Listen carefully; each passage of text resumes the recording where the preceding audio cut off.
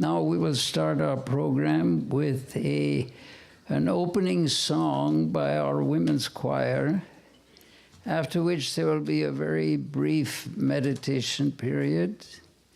And this will be followed by a chant by the women's chant group of the Devi Sukta, the hymn to the goddess from the ancient Vedas.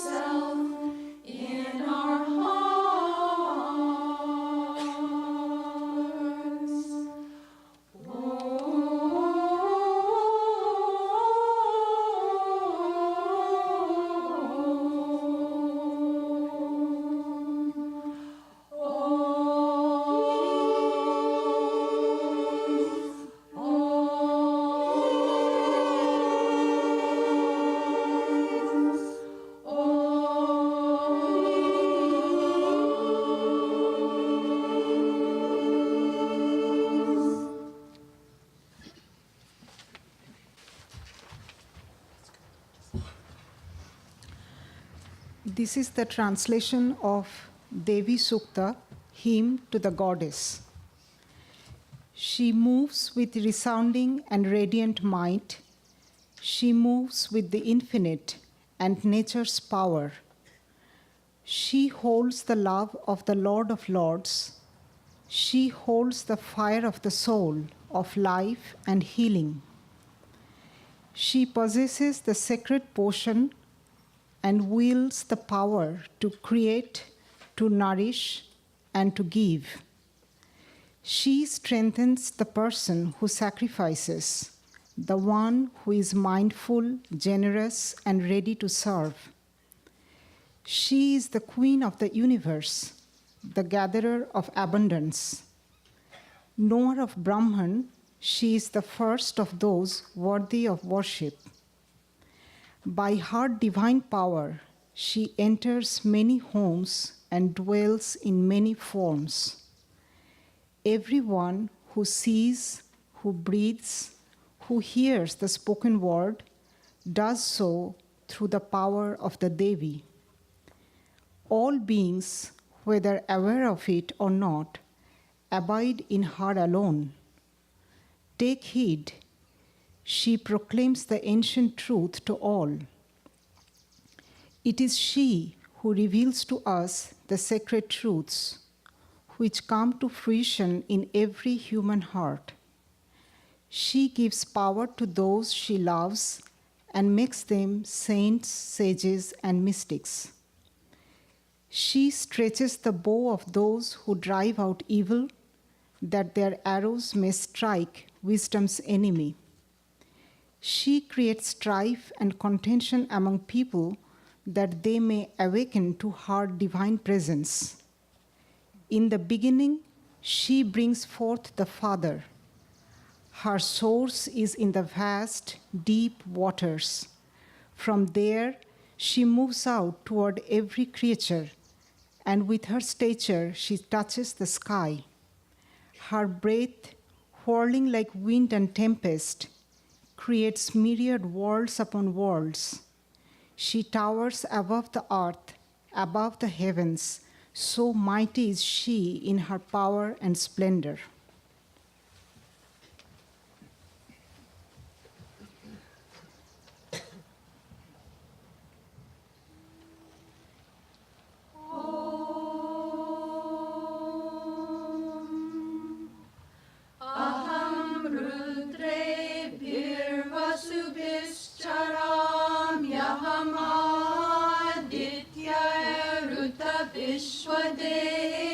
Vishwadevaihi aham mitra varuno bhabibharmyaham indragni aham ashwino bhav aham somamahanasam bibharmyaham tvashtaramutapushanam bhagam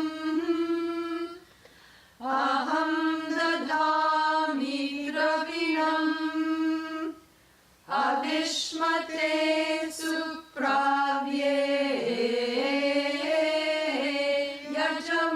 yajamanaya sunvate aham rashtri sangamani vasunam chikitushi pratama yagniyanam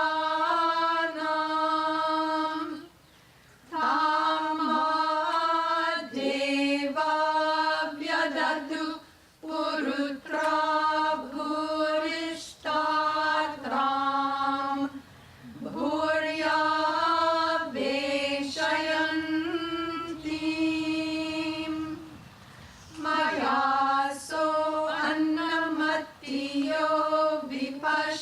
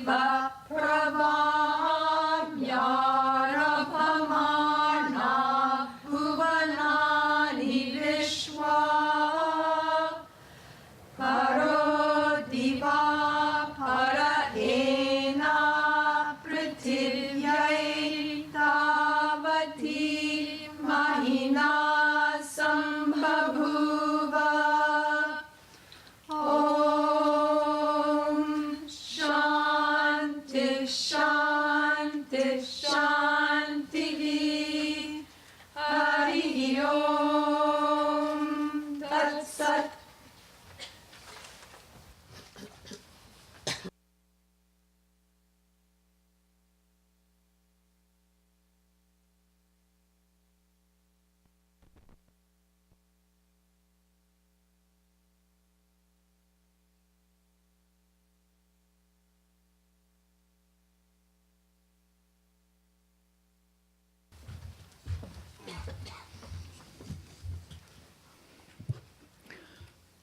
So we want to welcome you warmly to our program, even though the weather might not be so warm.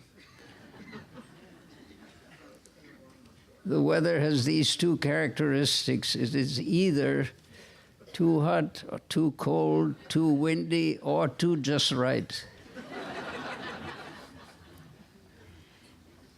We're very happy to see you here. It's always a great pleasure to welcome you here and to participate in this program in this retreat. Our retreat here is meant for the pursuit of spiritual practice, for worship, or for meditation by all who have an interest in spiritual things. We welcome here people to our retreat to do their own spiritual practices in their own way, according to their own religions.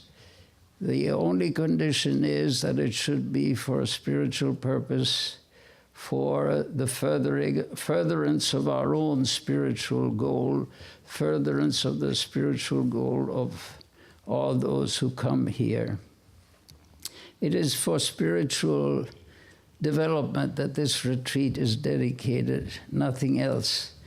The land, the beauty of the land, and the attractions of the natural scenery are purely secondary. The main thing is, behind the appearances, behind the surface of things, those who are interested in understanding the deeper meaning of things, behind the surface, there is a reality which is called by many different names and which is approached in many different ways. And it is for this purpose that this retreat is dedicated. And it is for this purpose that this program has been set up. Now, for this morning, the title, the basic theme is Women Saints of East and West.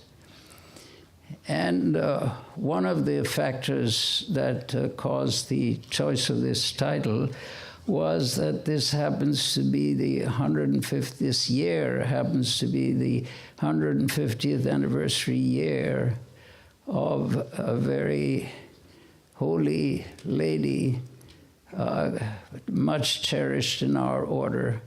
Her name was, her Sanskrit name was Sister Nivedita. She was Margaret Noble, a British lady who was influenced by Swami Vivekananda and devoted the rest of her life to spirituality and to the welfare of India.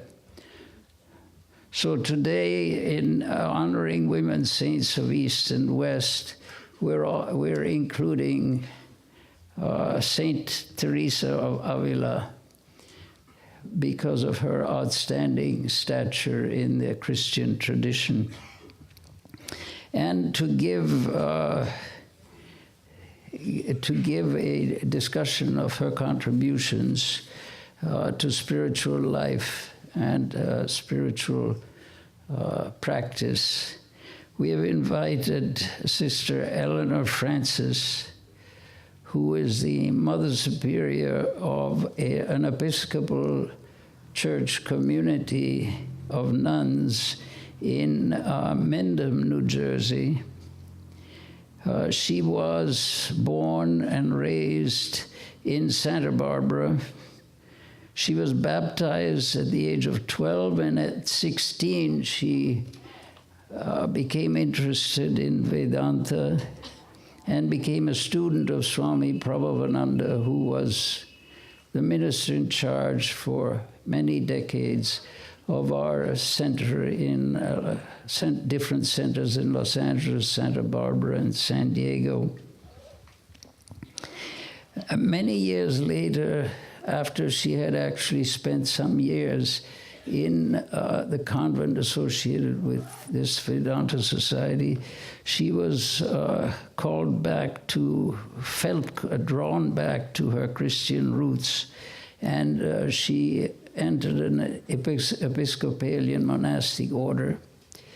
She attended a theological seminary and was ordained an Episcopal priest in 2008, and she became Mother Superior of her convent in 2015.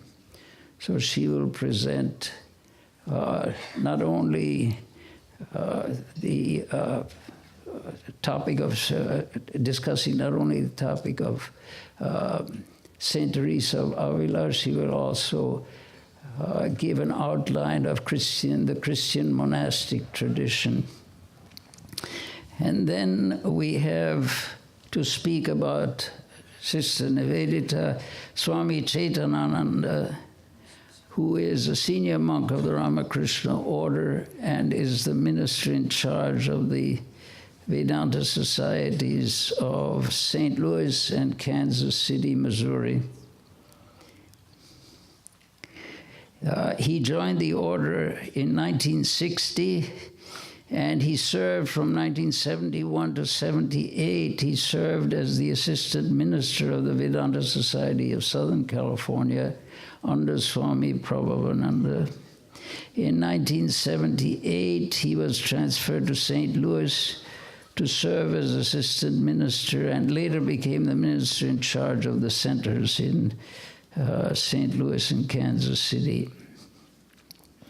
The Swami is very well known, highly revered in our order for his magnificent contribution to the literature of our tradition, the Vedanta tradition, as emphasized in modern times by Sri Ramakrishna, Swami Vivekananda, and especially by the subject of his discourse today, the Holy Mother, who is considered the mother of the order.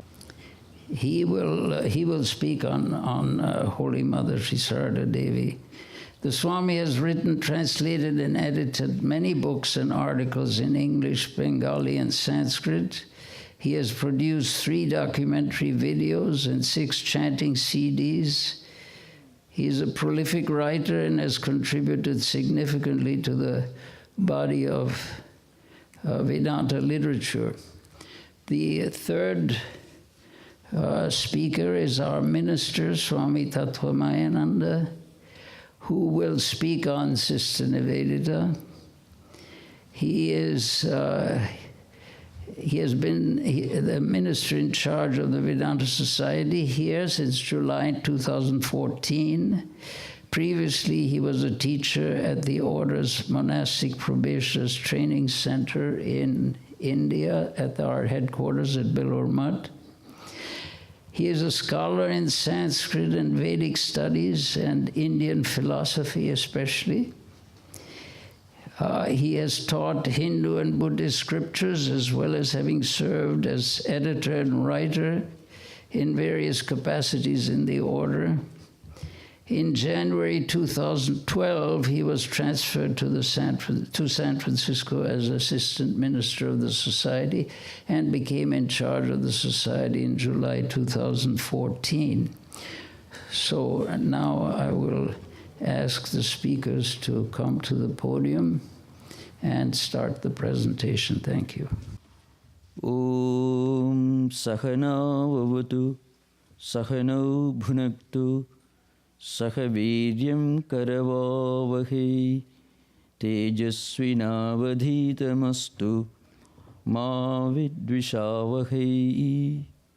Om Shanti, Shanti, Shanti.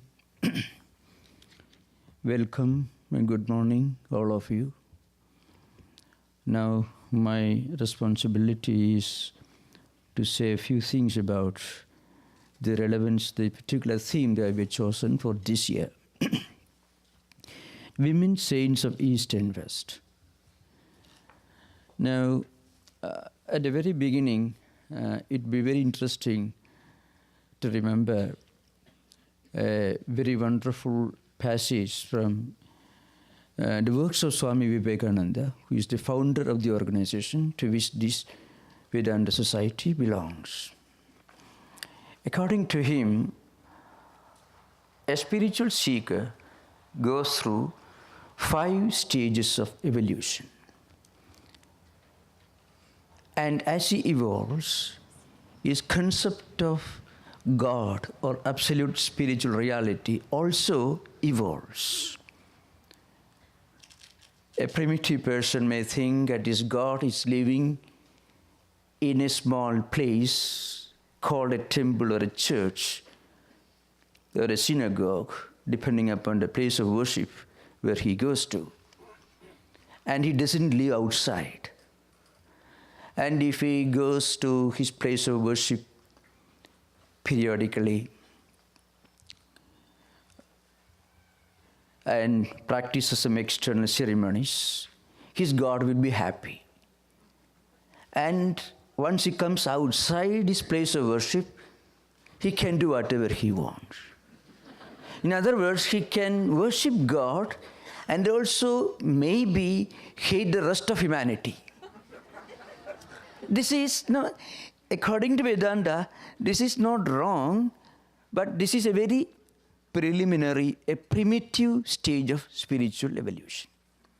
A kindergarten child thinks if he learns the alphabet, he has reached the peak of education. Like that. And as he evolves in spiritual life, then he may find a justification for his external practices.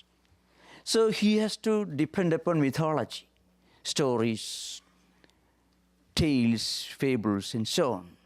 The second stage of evolution. And at a still higher level, he may take resort to theology. There is a lot of truth in theology, but not the whole of truth. And at the 4th stage, when he reaches the level of metaphysics, philosophical analysis of the principles involved in mythology and rituals, we call it theology, interpretation of the revealed scriptures. That's one area. Beyond that, philosophy. At the philosophical level, you find many common factors in different religious traditions. At the theological level, you may not find many common factors. At the mythological and ritualistic level, you won't find any common factor between different religions. But when you reach the experience level, going beyond rituals, beyond mythology, beyond theology, beyond even philosophy, when it reaches the experience level, the level which makes you a saint, no matter what tradition you belong to, then he comes in direct contact with the experience. God becomes a reality. God ceases to be a word, G-O-D. God becomes a matter of his inner experience. And then he experiences the spiritual unity and oneness of not only humanity, but even creation. It becomes physically and psychologically impossible for him to do any harm to others because he sees God everywhere. The creation becomes an expression of the divine. The world appears to be a temple. Every action becomes a worship of God, an act of worship. Every thought becomes a meditation, and every word becomes a sacred hymn. At this stage, we call a person saints. A saint or a sage. every religion in the world has produced saints and sages. Now, it is very appropriate that we are right now discussing the contributions, the lives and teachings of great women saints of both East and West. Because the feminine divine archetype is probably the highest peak that spiritual evolution can reach at the monotheistic level. The feminine divine archetype. That's why the first instruction in Vedic heritage that a child receives at the end of his education as he returns home to start his life as an householder is in Sanskrit, Matru Devo Bhava. It is the beginning of a convocation address found in the Yajurveda. Let mother be as respectable, honorable to you as God himself. And then father, teachers, and others comes.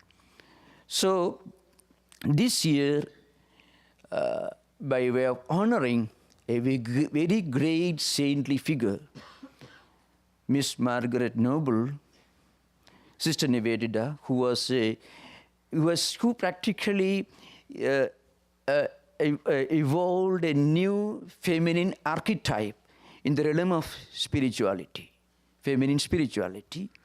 We have chosen this very interesting topic. And we are extremely happy, we feel honored that Sister Eleanor Francis has agreed to come here and to speak about the teachings, life, and the contributions to spiritual culture of humanity of Saint Teresa of Avila, the great Carmelite reformer, because she herself belongs to the spiritual tradition that existed in the European Christian convents and monasteries. And she, in a way, is a unique blend, without any friction, a unique harmony of the best of the East, the Vedantic tradition, and the best of the West, the tradition that has been enriched by one of the greatest feminine divine archetypes in Christian tradition, Saint Teresa of Avila. So I take this opportunity to request her and come and bring and give her presentation. A few words by way of introduction. We will have a presentation for about 40 minutes, all the three speakers, and then there will be a very interesting program in the afternoon from 1:45 to 4:15, interaction Q&A between the audience, the listeners, and the speakers. In fact, traditionally, that happens to be the most interesting part of the whole one-day program. So please remember, all of you should be present here during the afternoon session and should feel free to ask for any clarification that you may require, that you may feel necessary after listening to the presentation in the morning. So may I request Sister Eleanor Francis to give her presentation on Saint Teresa of Avila, the great Carmelite reformer. Thank you. Namaskar.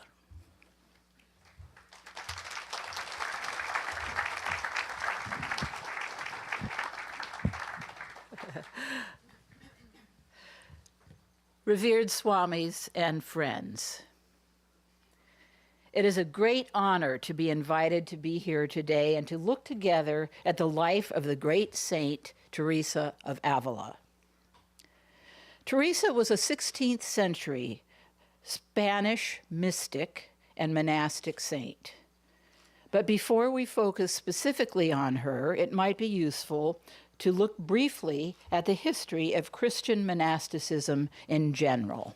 Can you hear me okay? All in the back, everywhere? Okay, good. As you may well know, Christianity was illegal for about its first 300 years. Being caught practicing Christianity could result in persecution at the hands of the Romans or even death.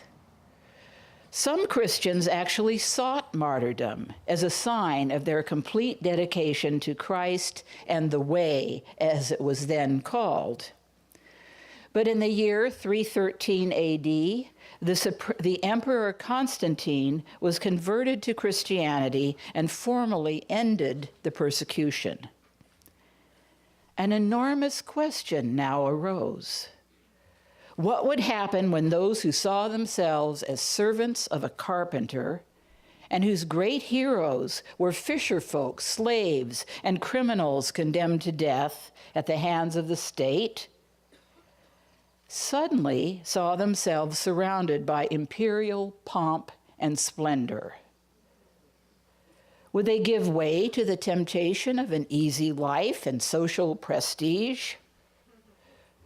Some thought the narrow gate of which Jesus had spoken had become so wide, countless multitudes were hurrying past it, some seemingly after privilege and position. How was one to remain a true Christian under such circumstances?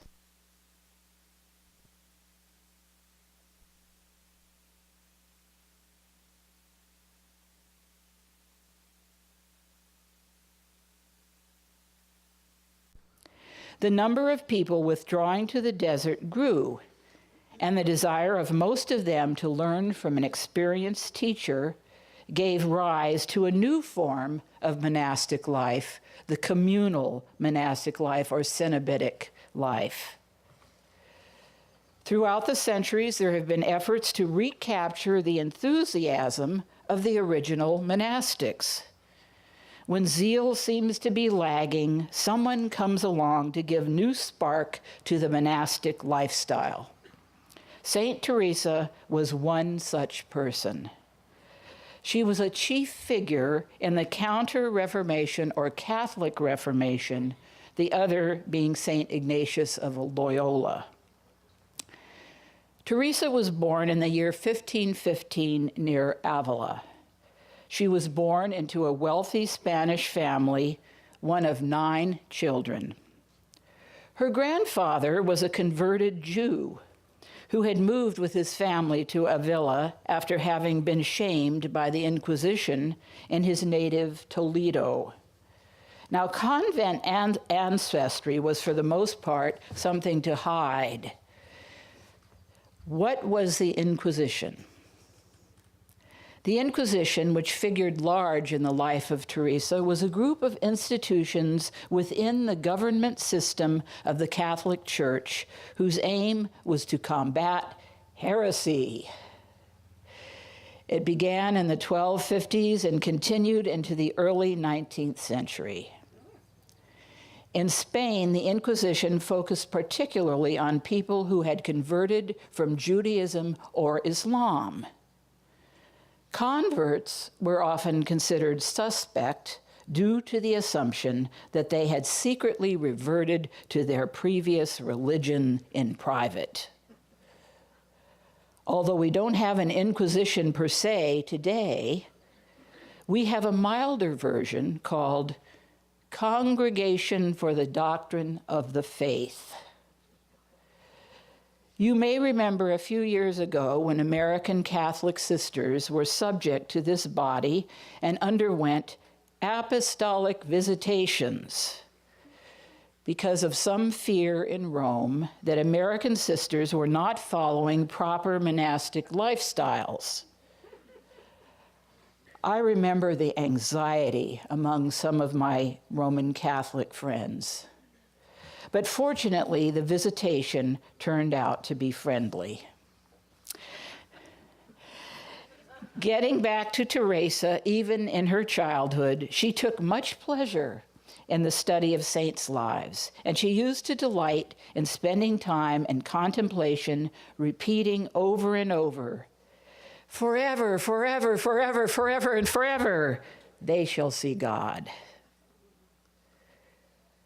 Teresa's mother died when she was only 13. After that, she became quite worldly. She was interested in romances, fashions, and perfume. She wrote, "I began to wear fancy things since I wanted to be attractive and fuss with my hands and my hair. I used perfumes and all the silly baubles I could get hold of." Her father tried to save her by sending her to a convent school for girls from the nobility. But serious illness, which may have been malaria, no one really knows, ended her studies. When doctors were unable to determine the cause or find a cure for her illness, she had to leave the cloister to undergo experimentation with some more drastic methods of cure, which left her nearly dead. After being in a coma for 3 days, Teresa somehow revived. Yet she was so paralyzed that even 3 years later, she was unable to walk. Her suffering remained in part for the rest of her life. During convalescence, she was reading spiritual books, and she determined to enter the religious life. And though opposed by her father, she became a postulant at a Carmelite convent. The Carmelites, unlike most Christian religious orders, have no founder. But they began as Christian hermits on Mount Carmel in what is now Israel, Palestine. Teresa chose the convent of the Incarnation, known for its laxity in observing the Carmelite rule. There were nuns there who lived useful and holy lives.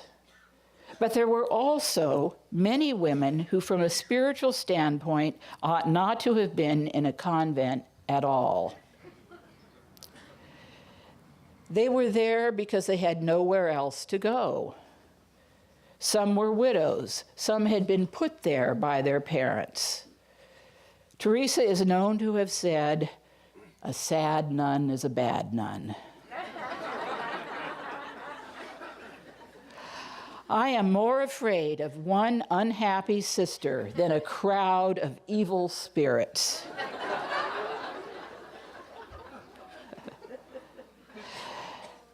When I think of the situation then, I believe it may be no worse now. What I mean is that modern day nuns, at least in the Christian West, I can't speak so well for others, but modern day nuns are wringing our hands over lack of vocations today. Now, some of this may be due to unfortunate reasons, like the secularization of society, the fact that not so many people go to church anymore, so the source of religious vocations has somewhat dried up. But there may also be a positive reason, and that is that nowadays women have many options and need not enter convents simply because there is nowhere else to go, as was true in Teresa's time and place. Now, Teresa was a very charming personality, and at the convent of the Incarnation, she was so popular that it became a fad for the aristocracy to visit and exchange pleasantries with her. She spent much of her time at the parlor grill, gossiping with her wealthy friends. But she herself was unhappy with this easy style of monasticism and spent as much time as possible reading books of devotion. After recovering a good measure of her health, she enjoyed her first experiences of mystical prayer. But then in her 20s and 30s, she went through a long period of difficulty in her spiritual life. This is how she describes her prayer at that time. And this is from her autobiography. "I don't know what heavy penance could have come to mind that frequently I would not have gladly undertaken, rather than recollect myself in the practice of prayer. When I entered the oratory, I used to feel so depressed that I had to summon up all my courage to make myself pray at all. Later on, with her dry wit, she would caution the nuns about excuses for not praying. Hardly does our head begin to ache, then we stop going to prayer, which won't kill us either. We stay away one day because our head ached, another because it is just now aching, and 3 more so that it won't ache again.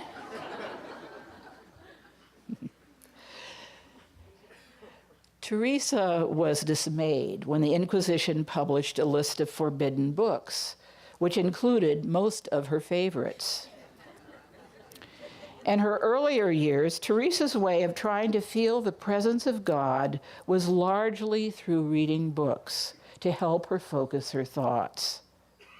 But one day she had a vision in which Jesus told her, "Fear not, for I shall be to you like an open book."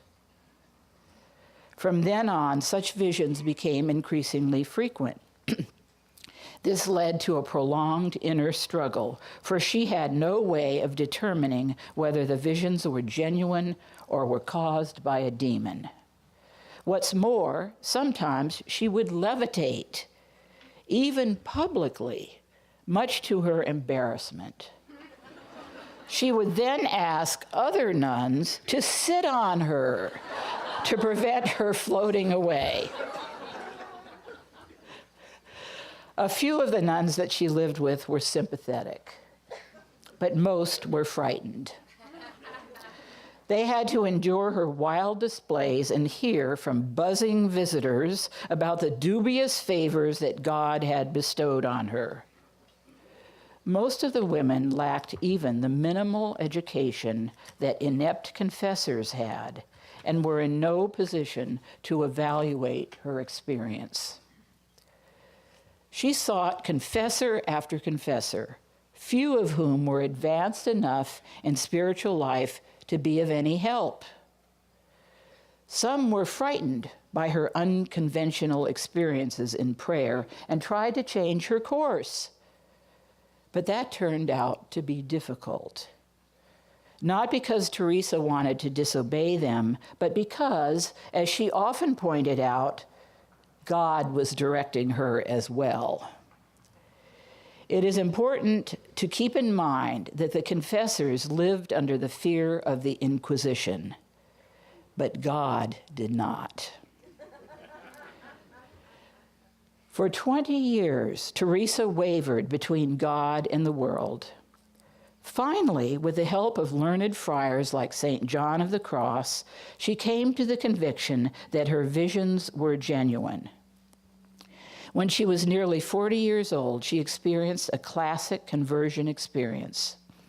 She had gone into an oratory where someone had left a very moving image of the wounded Christ. It was as if she had never seen such a thing before. Suddenly, she was on the floor in a great flood of tears, and by the time she got up, she felt more at peace than she had in decades. Teresa persevered and began to experience the constant presence of Jesus, like a person in a dark room whom you cannot see but know is there. She grew in mysticism, self-sacrifice, and charity. St. John of the Cross figured large in Teresa's life. He was at times so out of this world that as he walked along, he would tap the wall with his knuckles to make sure he was still on earth. Yet he was one of the few with both the depth of experience and the practical wisdom to serve as a guide for Teresa. He was a man so short that when she met him, St. Teresa is said to have quipped, "Lord, I asked you for a monk, and you sent me half of one."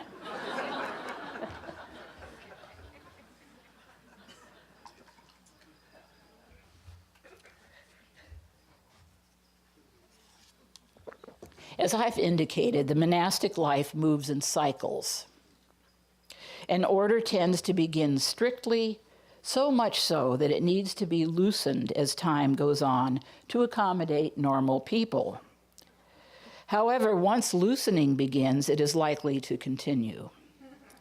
As is said, you can't put the toothpaste back into the tube. When things get too loose, the order is in danger of disintegrating. At that time, God willing, a courageous leader begins a reform. Teresa was one such leader.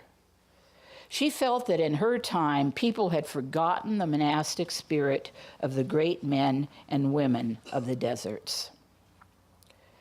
Realizing that her commitment to prayer and a holy life could not survive in the scandalous convent of the Incarnation, Teresa initiated a return to the austere rule of Carmel.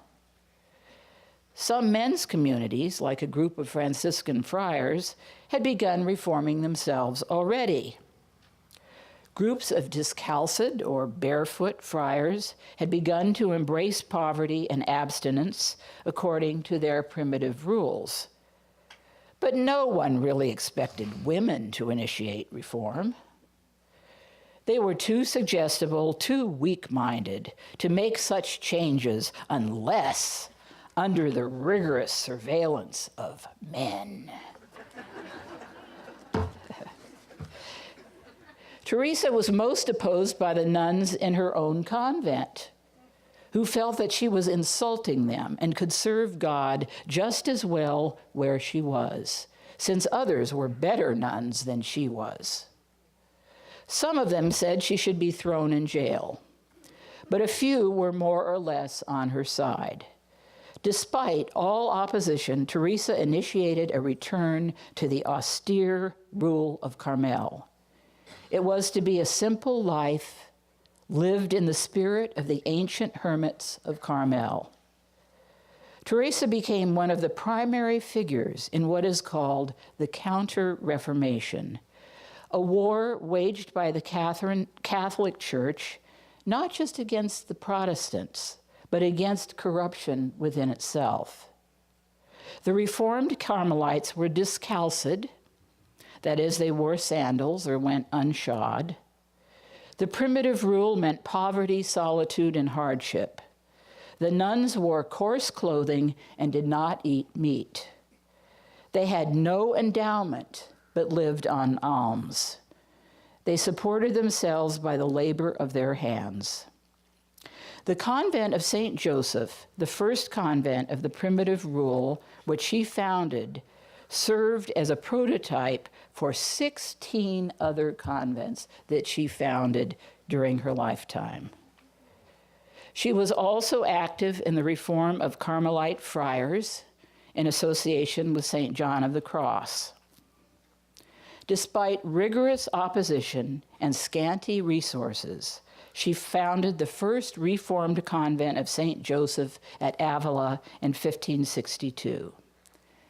She was 47 years old, and her life was just beginning. Antagonists criticized her for running around founding convents when she should have been praying and spinning in her enclosure. Well-intentioned people warned her that she might find herself summoned before the Inquisition. The history of the founding of the 17 Carmels of the primitive rule makes for an absorbing adventure story. All the Carmels which Teresa founded were within Spain, but Spain is a sizable country, and she usually traveled by donkey or mule. Often the governor of the city in which she was making a new foundation was reluctant to give a license. There was the difficulty, too, of finding a house. One of Teresa's most revolutionary ideas was that her convents should operate without endowments, but practice a strict vow of poverty. Learned men advised her to be comfortable and accept endowments. However, forgetting what made practical sense.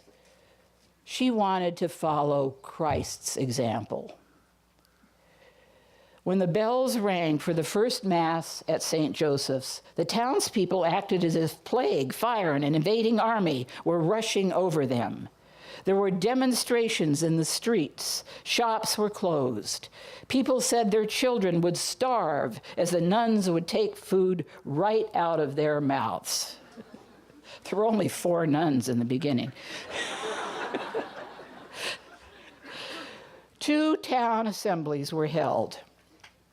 One of the dignitaries spoke in favor of Teresa and her nuns, saying that although it was perhaps unwise to insist on poverty, the nuns were harmless enough. But others were unconvinced, and the situation was not resolved without a prolonged court trial. The matter of living in poverty was finally granted by petitioning Rome. Once the clamor had died down, Teresa enjoyed 5 years of peace. She often described St. Joseph's as heaven on earth. Teresa devoted much of the rest of her life to traveling around Spain, founding new convents along the ancient monastic traditions. Her travels and work were not always greeted with enthusiasm. Many resented her reforms and the implied criticism of existing orders. One of her critics was the papal nuncio, who used the rather descriptive phrase to describe her: a restless, disobedient gadabout, who has gone about teaching as though she were a professor. However, Teresa was also much admired, and requests to start new foundations came pouring in. Teresa also had to contend with difficult living conditions and her frail health. However, she never let these obstacles dissuade her from her life's task.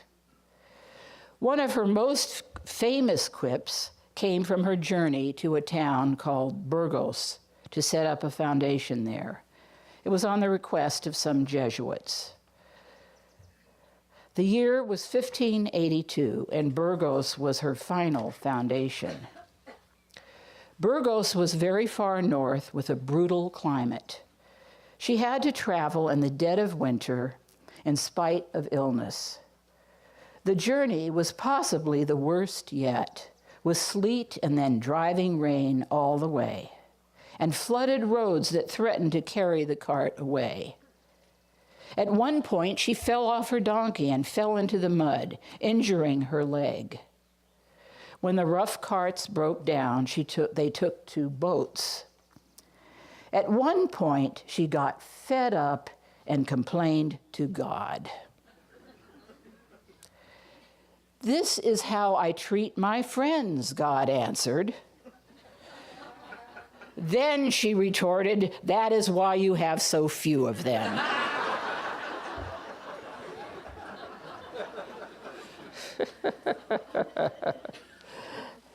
And yet it's good to know that when Teresa entered the old town, the people lined the roads, crowding for her blessings, reaching to touch her garments. She rose to the call, but she was deathly ill. As death drew near, all sorts of hideous remedies were tried. She suffered everyone with patience, even gratitude.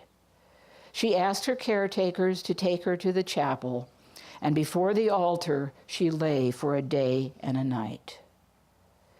As death approached, she cried out, "Oh, my Lord, the longed-for hour has come at last. Now we shall see one another." Teresa died on October 4th, 1582, at the age of 67. One of the sisters described the hours just before the death of St. Teresa. She remained in this position in prayer, full of deep peace and great repose. Occasionally, she gave some outward sign of surprise or amazement, but everything proceeded in great repose. It seemed as if she were hearing a voice, which she answered. Her facial expression was so wondrously changed that it looked like a celestial body to us. Then, immersed in prayer, happy and smiling, she went out of this world into eternal life. Despite the demands of her administrative and missionary work, Teresa found time to write numerous letters. In obedience to her confessors, she wrote 3 books recording her spiritual progress and guiding others in the art of prayer. Her autobiography, The Way of Perfection, and The Interior Castle. She also wrote a 4th one that called The Foundations, which is not as well known.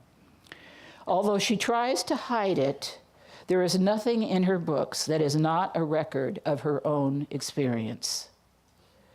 The autobiography was written at least in part because of the hardship Teresa met in trying to make herself understood to her directors and confessors, and their suspicions about what she was trying to describe.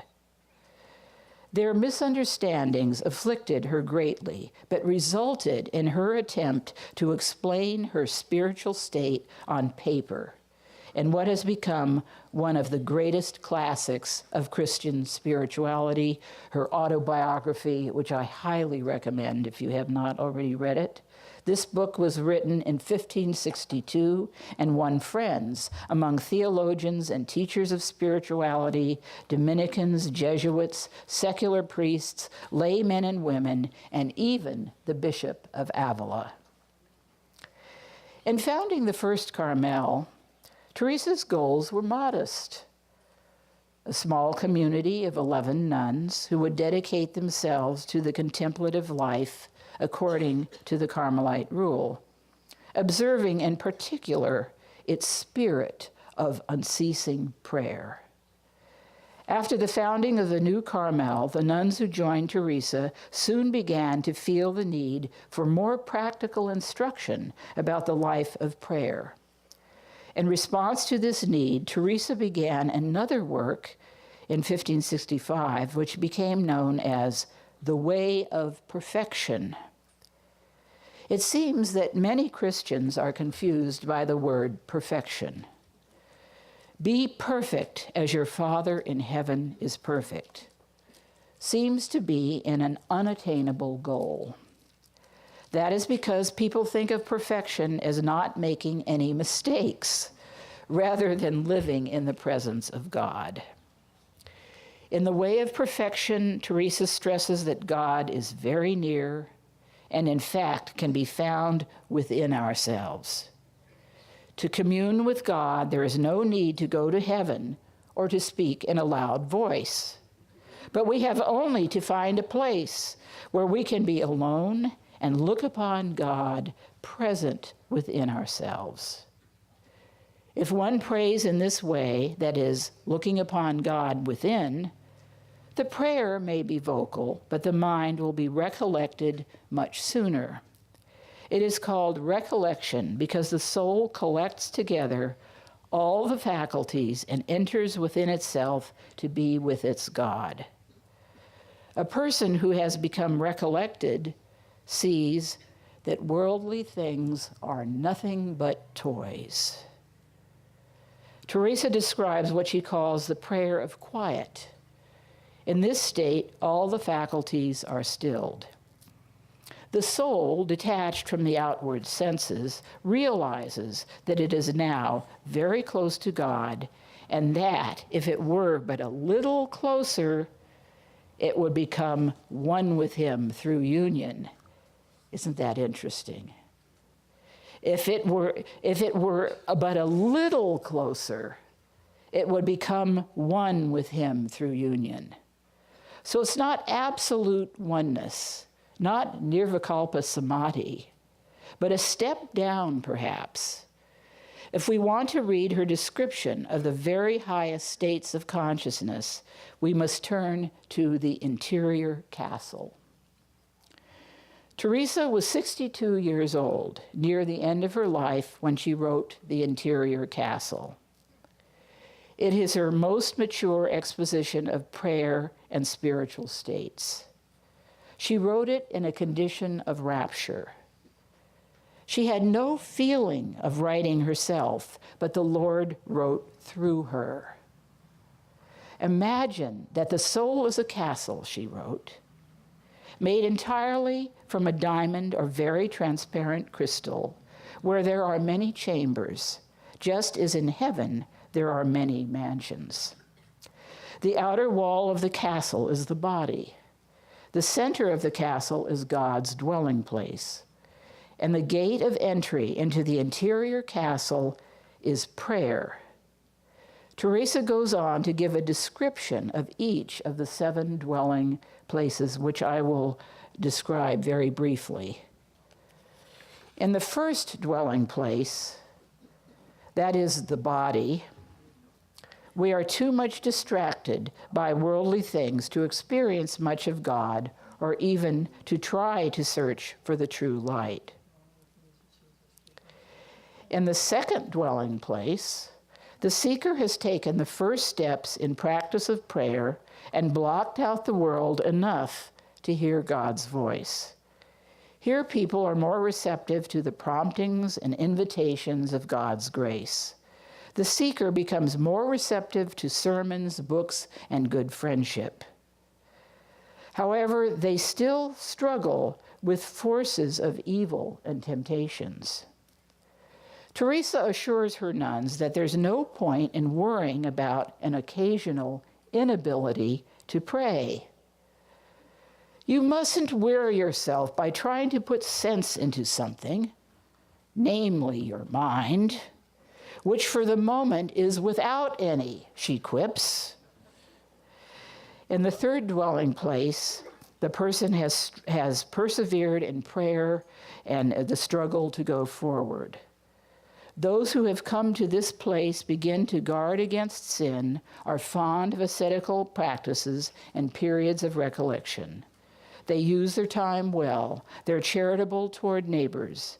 However, they may be reluctant to part with wealth and honor. They may be too easily shocked by the faults of others and too quickly distraught by a little dryness. Though these persons find more consolation in spiritual life than they do in material comforts and distractions, they are not normally able to dive very deep in contemplation.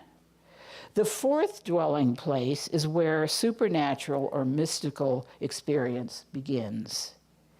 It is a contemplative prayer in which the experience of recollection is brought on not by self-effort, but by God. Teresa calls it infused prayer. Spiritual delight is received not through human efforts, but passively. However, the intellect does continue to move about. In an effort to explain the difference between acquired and infused prayer, Teresa turns to an analogy. She talks about different ways in which water troughs are filled. One trough is filled with water channeled through aqueducts by the exercise of a great deal of ingenuity, while the other is filled by a spring bubbling up from the very spot where the trough is. The fifth dwelling place is the prayer of union, in which faculties are completely silent. There is a feeling of certainty that the soul was in God and God was in it. However, although the soul feels certainty about its relationship with God, the seeker still feels a separation between the soul and God. It is in the sixth dwelling place that the soul is joined with God in ecstasy. There is no separation between the soul and God. Although the soul in the sixth dwelling place is without outward consciousness, it was never before so awake to the things of God, nor did it ever before have so deep an enlightenment and knowledge of God. The soul rejects all earthly things except those that can be used in the Lord's service. Joy will reach such an excess that the soul will want to be a herald to the entire world, that all might praise the Lord. Teresa said in her homely way, "You cannot know God the way you know anything else. But once you have realized the presence, even a sardine will get you there."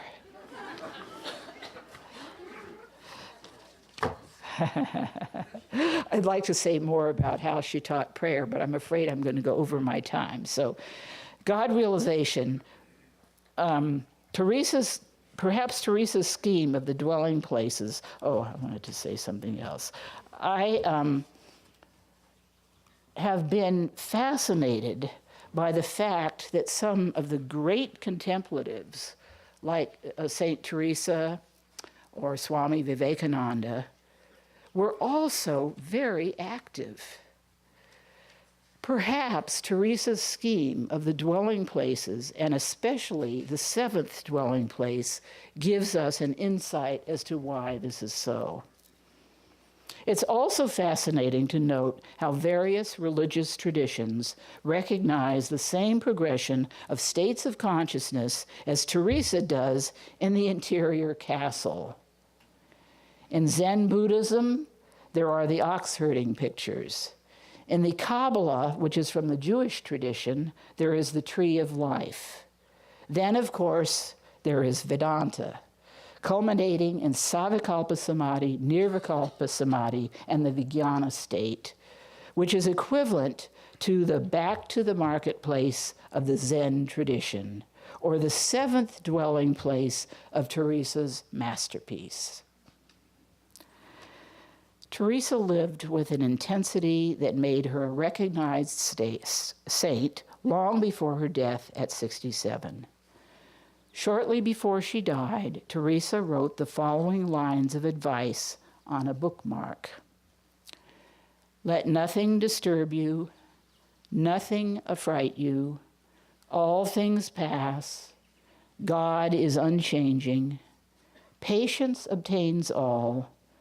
Whoever has God needs nothing else. God alone suffices."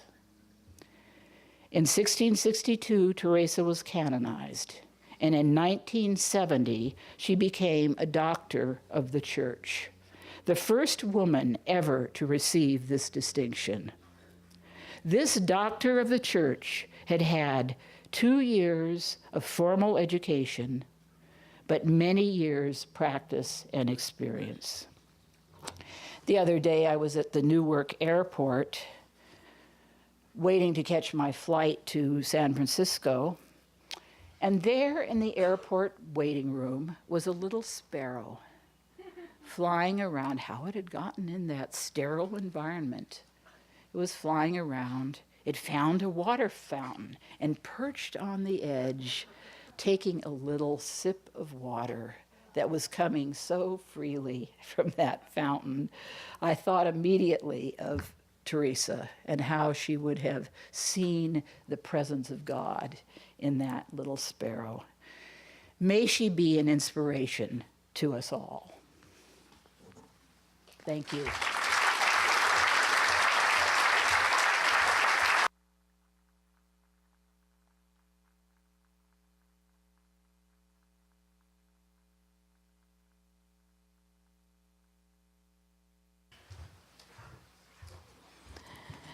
Thank you, Sister Eleanor Francis. Now I request Swami Chetanananda Maharaj to speak on Holy Mother Sri Sarada Devi. Thank you. Tam Vaishnavi Shakti Radanta Virya Vishvisya Bijam Paramasi Maya Sanmohitam Devi Samastametat Tvang Vai Prasanna Bhuvi Mukti Hetu. From Chunji, the glory of the Divine Mother. O Mother, thou art the great primal energy, the source of infinite strength. Thou art the siege of the world and illusion divine. Thou hast enchanted the whole universe O Goddess Supreme, by thy deluding charms, and yet being propitious, thou bestowest salvation upon human beings. Om Shanti, Shanti, Shanti, peace, peace, peace be to all.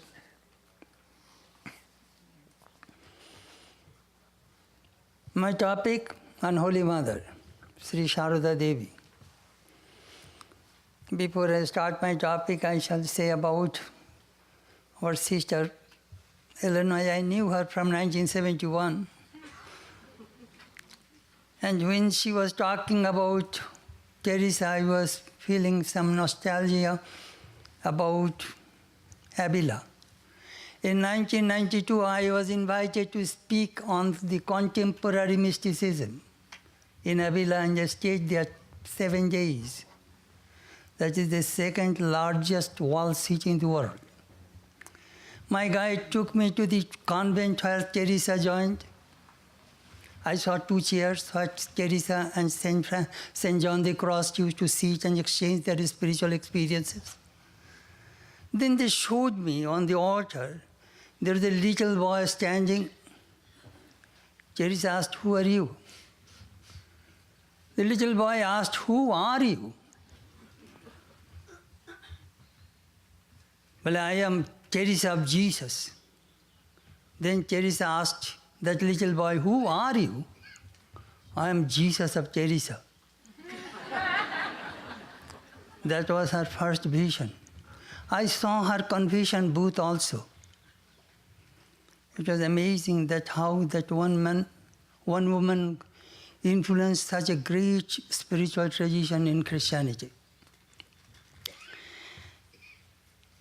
I am very happy to participate in this retreat.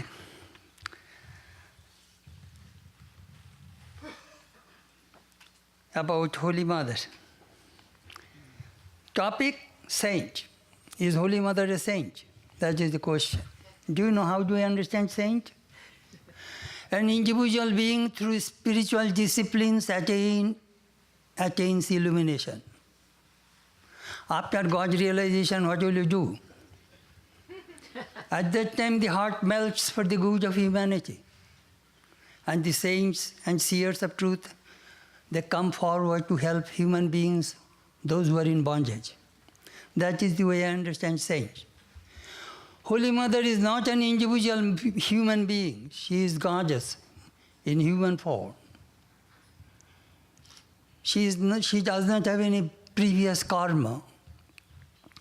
According to our tradition, God does not come alone. He comes with His Shakti.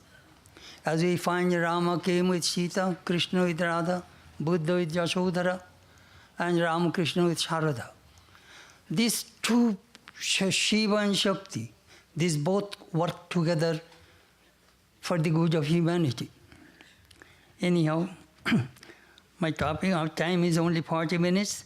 I shall speak 876 pages in 40 minutes.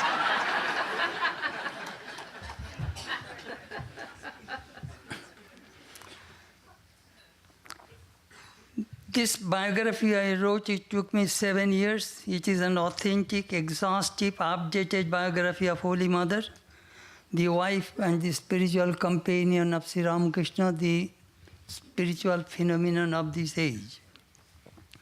She was born in 1853 and passed away in 1920 at the age of 67. She was born in Jairambati, 64 miles northwest from Calcutta.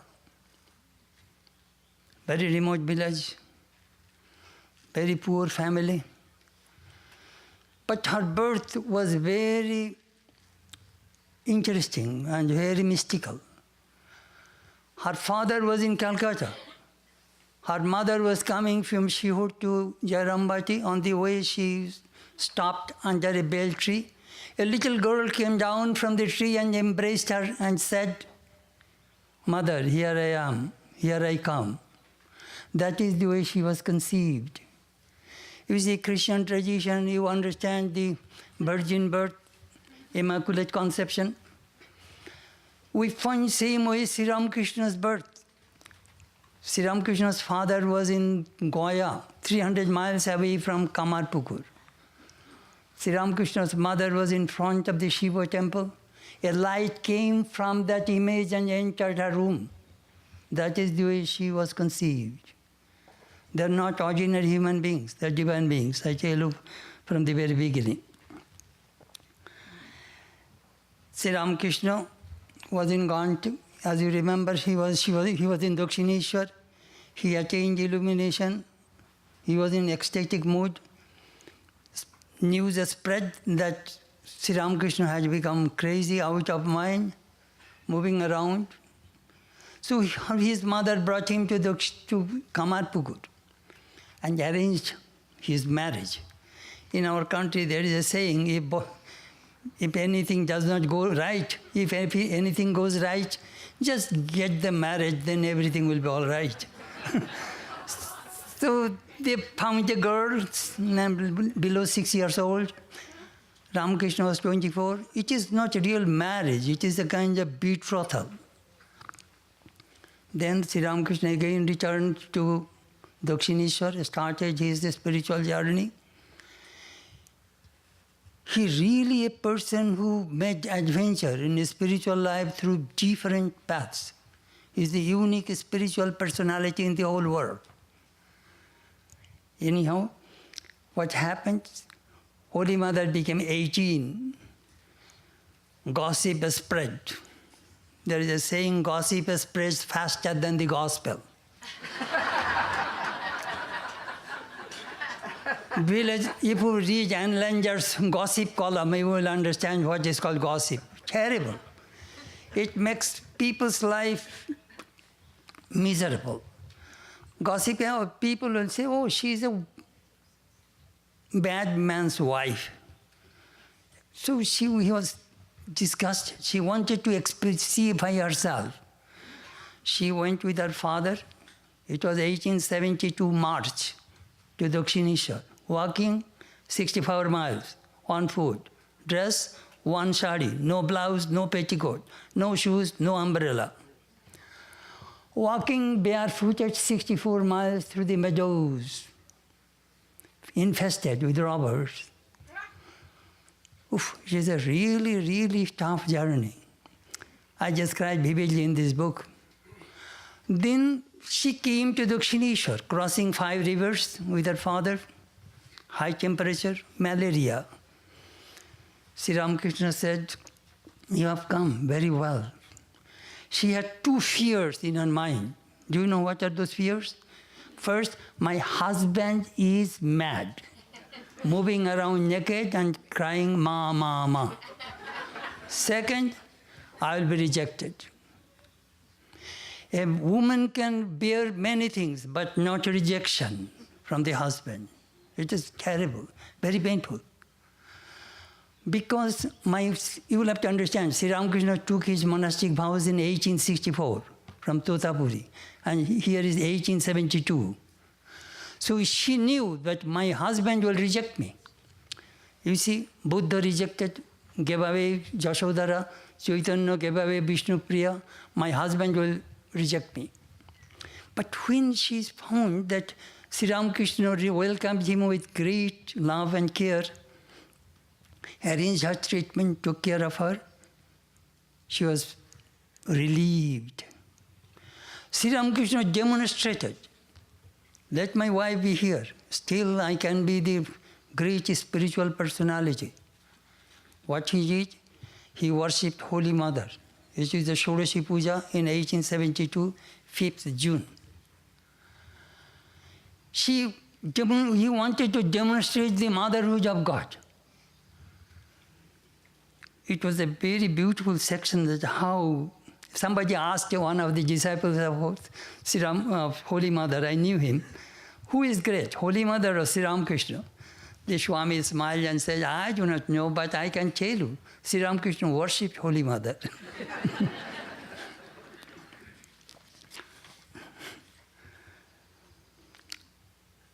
Marriage life. They are married 27 years, but 10 years they live together. In their marriage life, there is no misunderstanding or fight. They demonstrated how to lead an ideal marriage life. It's generally these women, they passes through 4 stages in their life. First, daughter. Second, sister. Third, wife. Fourth, mother. All these women. But not all, I cannot say the sister has no husband. Anyhow, but she's a mother. Let me tell you, she is an ideal daughter, ideal sister, ideal wife, and the ideal mother. She demonstrated what is called ideal marriage life. I remember I had a friend who used to tease me, "Hello, holy man, do you know what is called marriage life?" I said, no experience. Then he said, "Listen, holy man, the first year husband speaks, wife listens. The second year wife speaks, husband listens. And the third year both speak and neighbors listen."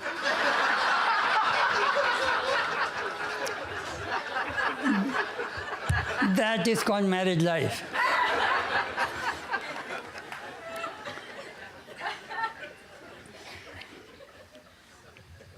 The Western people can learn from Holy Mother what is called ideal marriage.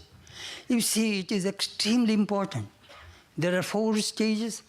If the family life is shaken, this society is shaken. We know what is the pitiable condition of the children of the broken home. Very sad. Sri Ramakrishna, Holy Mother, demonstrated you need a very strong, steady marriage life. I am just telling you what we can learn from Holy Mother.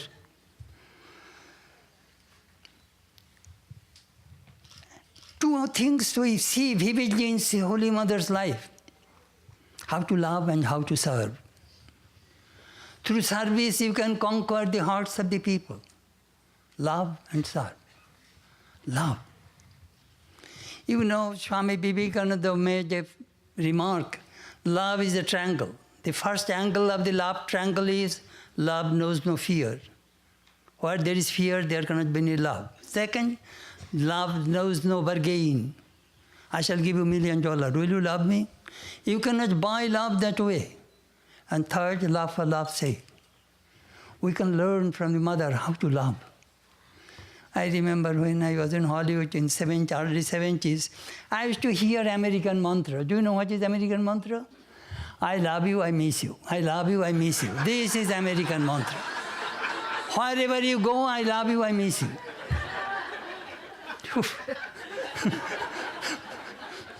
I used to tease people. Then one Canadian girl told me, "Swami, add one more." What? I need you.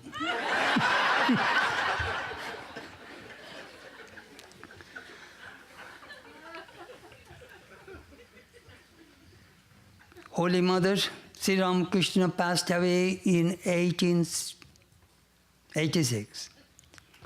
Holy Mother was 33 years old, alone, no children. No. She went for pilgrimage, came back, went to Kamarpukur. She passed through various ordeals, poverty. Then she moved with her mother. You will have to understand, it is not easy to stay as a young widow in our society. Either you will have to live with joint family or with your children. Very, very difficult. So she moved with her mother and brothers. She was the eldest among her siblings. Then she started slowly her spiritual ministry. 34 years she conducted spiritual ministry after Sri Ramakrishna's passing away.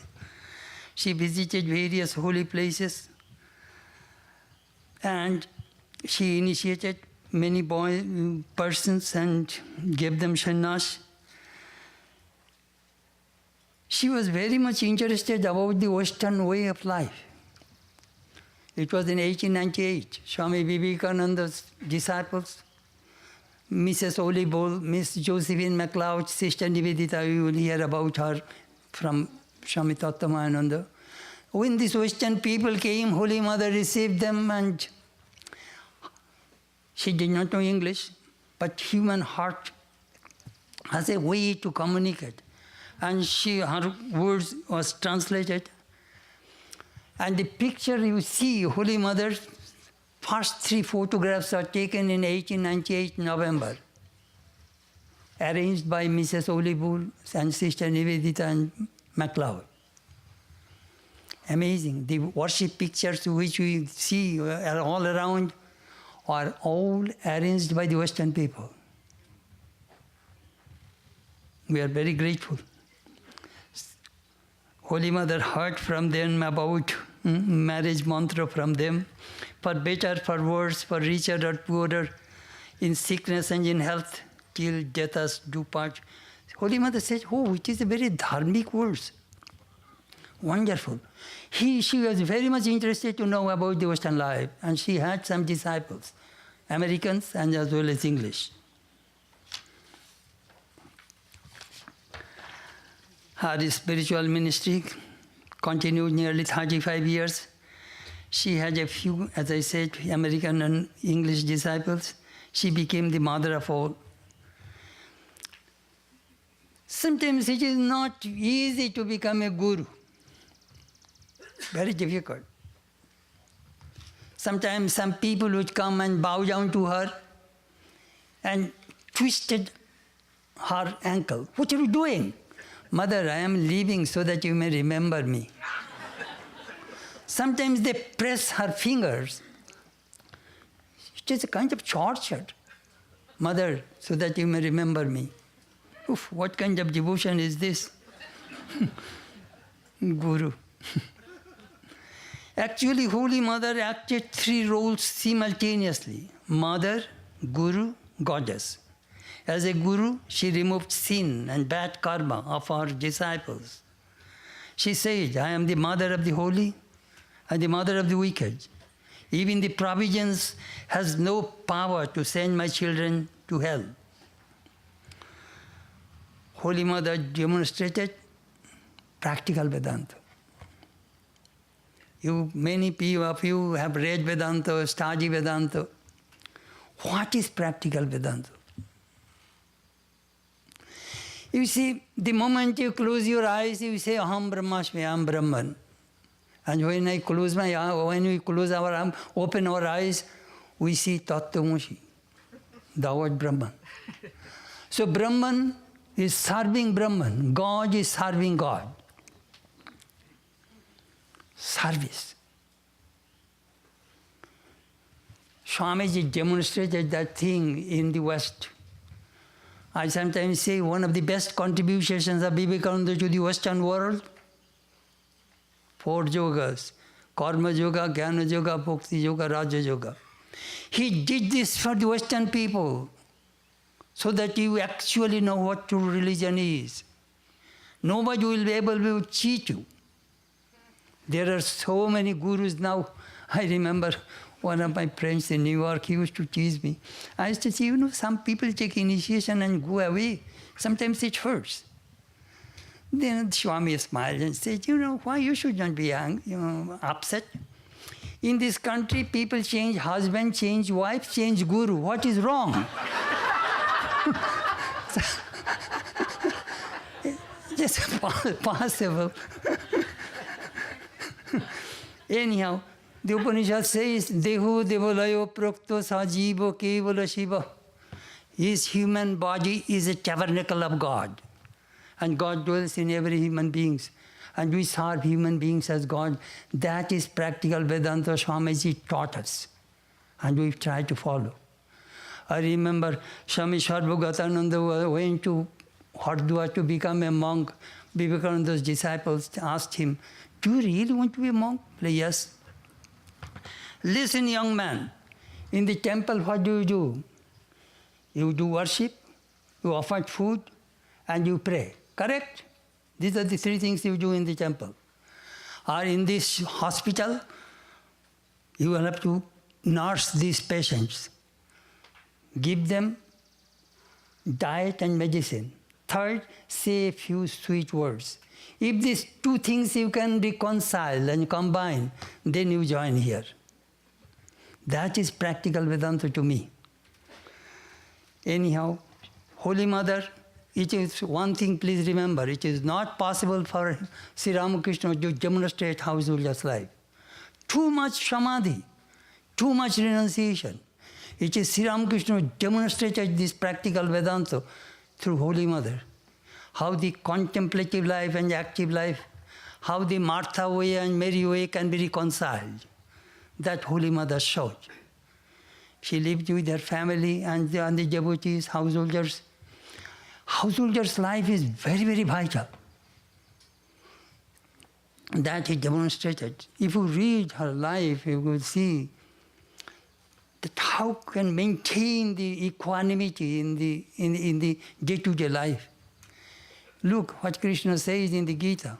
Samattam yoga uchyati. Equanimity of the mind is called yoga. Yoga karmashu kaushalam. Skill in action is called yoga. How you can maintain your equanimity. That is very, very important in our day-to-day life. Please remember that Holy Mother is not an ordinary woman. She was the Divine Mother. And I had a great privilege to come in contact with several disciples of the Holy Mother. I came to the visiting monastery when I was 14 years old in 1950. And I used to see in Udbodhan, Calcutta, Mother's house. Sometimes I used to interview the old Swamis. One, I asked Swami Chetanananda, Maharaj, could you tell me what did you see in Holy Mother? What speciality? Do you know what he said? Have you seen any human beings who has no desire? Nirbhashana, that is the word he used. Completely desireless. Human beings have desires. All these human beings you see have desires. Only God does not have any desire. According to Vedanta, avidya, kama, karma. Why do you work? Because to fulfill your desire. Why do you have desire? Because you have ignorance. So all these billions of human beings you see are rotating in these three places. That is Vedanta, Shankara's Vedanta. Avidya, kama, karma. Then I asked another Swami, could you tell me what did you learn? What did you see in Holy Mother? Nirobhiman, egoless. Human beings have ego, but Mother did not have any ego. God does not have any ego. God does not say, I made this California, I made these things. He never comes and tells us. God doesn't have ego. Another Swami asked Maharaj, could you tell me what did you see? Ma kauke mone koshtyo diye kotha bolte parten na. That Swami told me. Mother never used any harsh words to anybody. She never hurt anybody in her life. That I saw in Mother. Swami Vishuddhananda ji used to say, I gave a new name to the Holy Mother. Do you know what is that name? Gunjibhanga Ma. Barrier breaking Mother. Do you know what does it mean? Here is John's mother, there is Jack's mother. John's mother thinks that John came from my body, I possess my son, my son. Jack's mother thinks Jack came from my body, my son. And when John is sick, Jack's mother does not feel much. When Jack is sick, John's mother does not feel much. But Holy Mother sees that Jack mothers, all these billions of human beings came from my cosmic body. I am the Divine Mother.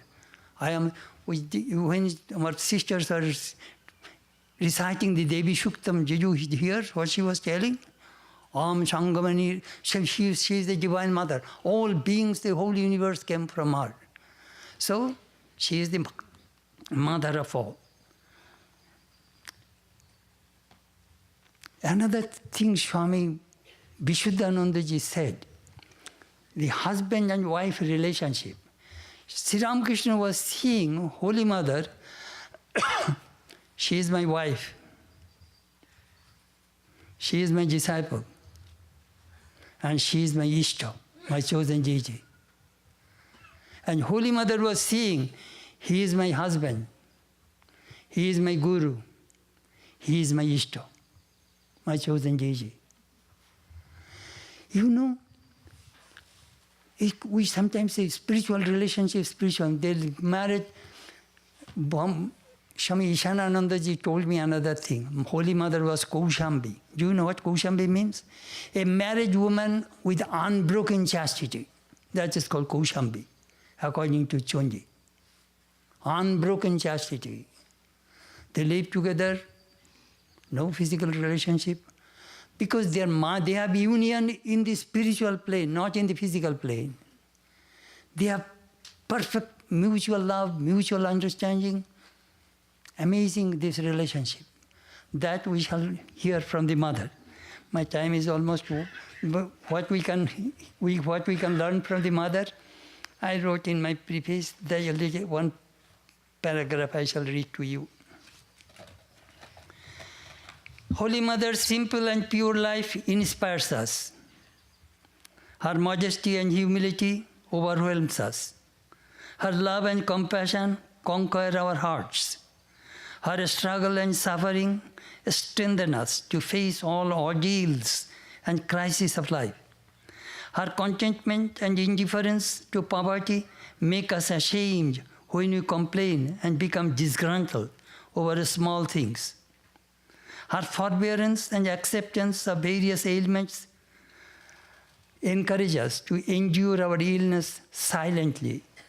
Her grace and forgiveness convey her divinity to us. Her truthfulness and steadiness convince us that we can rely on her. Her common sense and presence of mind show us how to be practical. Her unselfish service and complete self-surrender are models for our own lives. She demonstrated the highest truths of Vedanta in her daily life and harmoniously reconciled the contemplative life and the active life. The Mother's divine life is a beacon for lost and weary souls in this world. Her life and her message help the downtrodden and depressed, as well as those who have lost hope in trying to find meaning in life. Innumerable people are receiving peace and bliss, solace and succor from a simple life and practical things. Truly, while Ramakrishna's life was one of condensed spirituality that may be compared to the snow in the Himalayas, Holy Mother's life was one of flowing spirituality, like the water of the Ganges. Melted snow turns to water, but they are the same substance. One is solid, the other is liquid. We cannot see the physical forms of Ramakrishna or Holy Mother, but their lives and teachings are living in the hearts of countless people all over the world. Millions and millions of people in the East and the West now think of and meditate on them daily. Every great religious soul,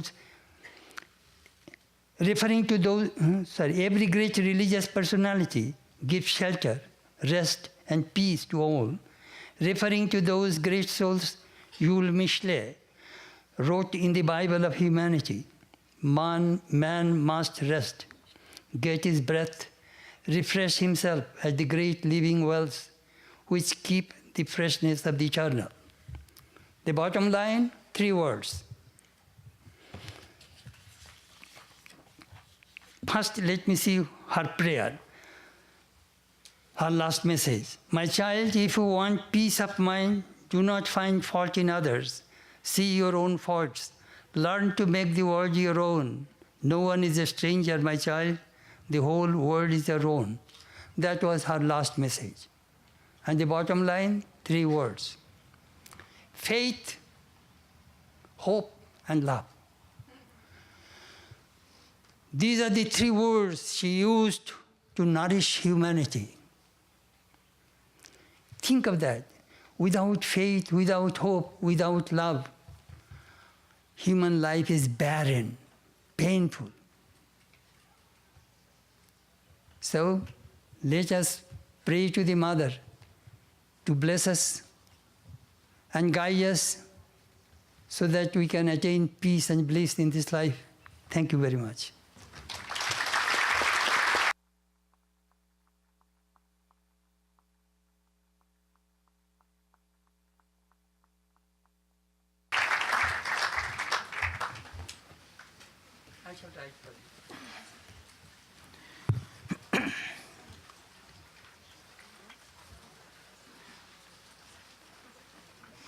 Ya Devi stuvede nityam videi vedavarageki same vastu chikva Brahmarupa Saraswati.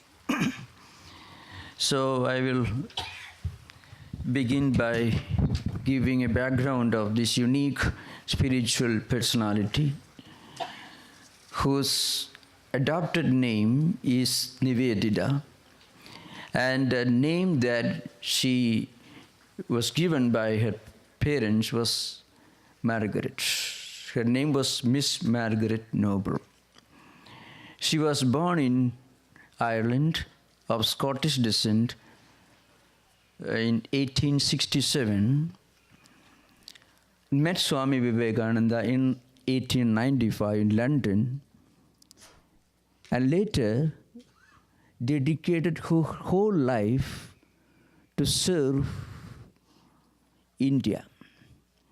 Not as a great admirer of Indian culture or Indian political tradition or working for India's political independence, as another great Irish leader did, you know.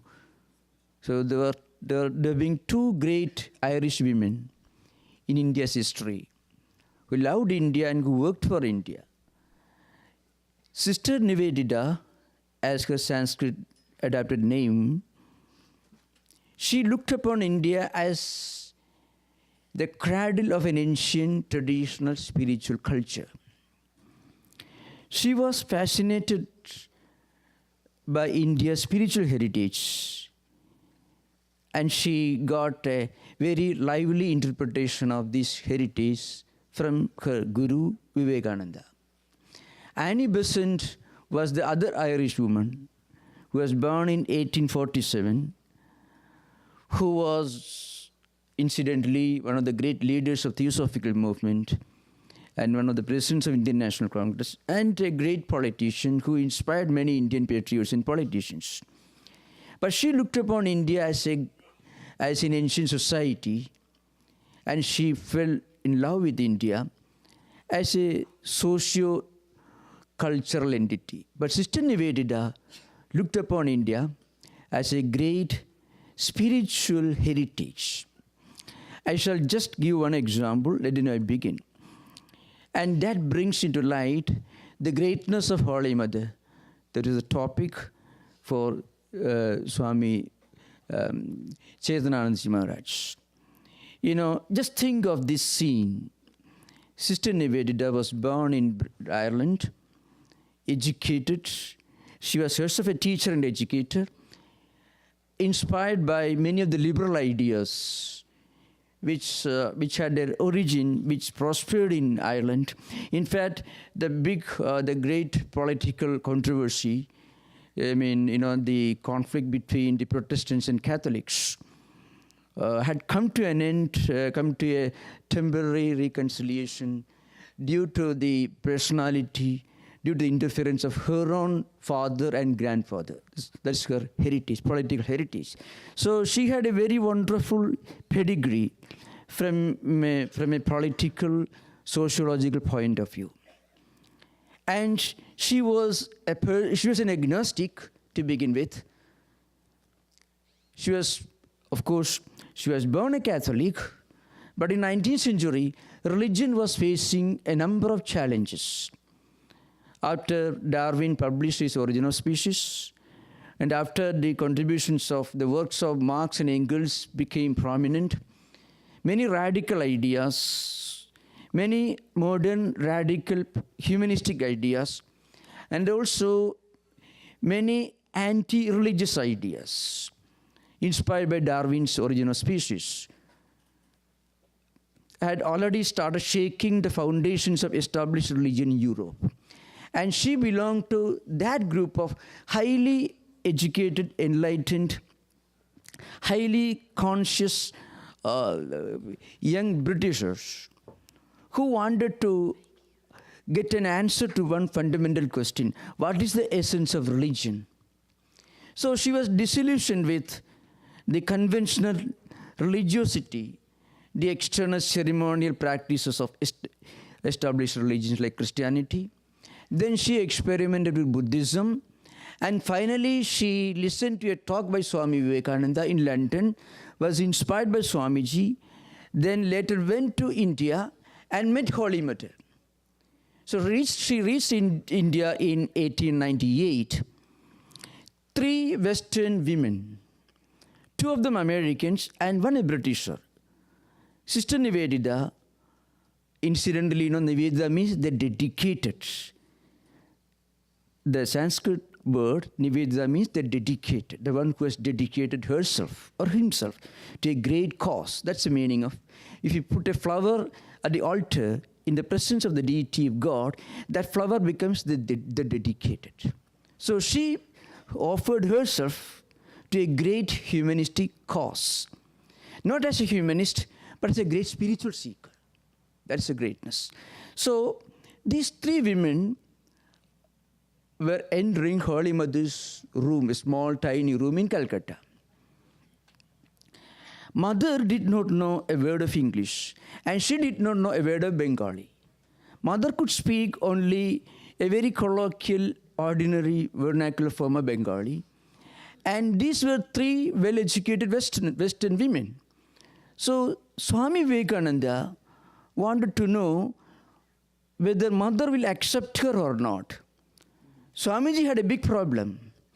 This lady was born in Ireland, bit of a revolutionary, asking questions, an agnostic, inspired by the political radical ideas of mid-19th century Europe, offered herself to serve India, not as a nation, but as a spiritual heritage.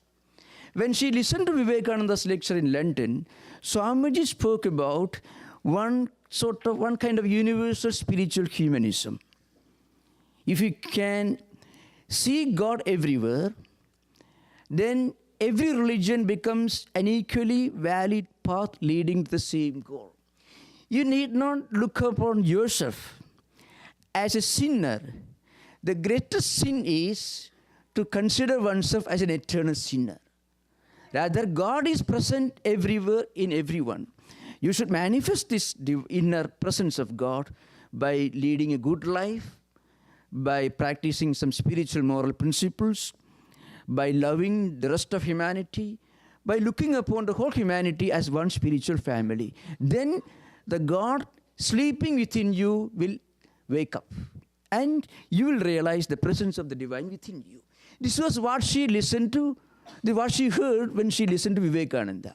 Totally different from what she was listening to in so many religious institutions before Swamiji came to London. So inspired by these great teachings, she wanted to offer herself to the service of India. Another interesting idea that inspired her as she listened to Vivekananda's lectures was this. See, India, if you look upon India's history, you find India is supposed to have 19 centuries of golden era, according to Arnold Toynbee and many other modern Western historians. India's history had 19 centuries of what we call golden era.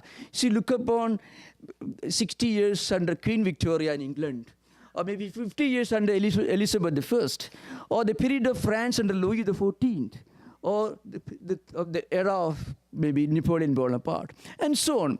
India had 1,900 years of golden era. So she knew about this. She learned, she studied about Indian history. So she knew that India's a great past, a glorious past. But the picture of India in 19th century was totally different. Women were not allowed to go to schools. Women education was completely neglected. Girls' education was not encouraged. Of course, there were many places where girl education was quite advanced, but not in many parts of eastern India. So when Vivekananda gave a picture of the dismal picture of women education in India, she wanted to offer herself as a servant of India, as a spiritual servant of India. And Swamiji at first discouraged her, but she insisted. So she landed up in India, in Calcutta, a very humid, hot city, where Holy Mother was living in a tiny home on the top floor in a small room.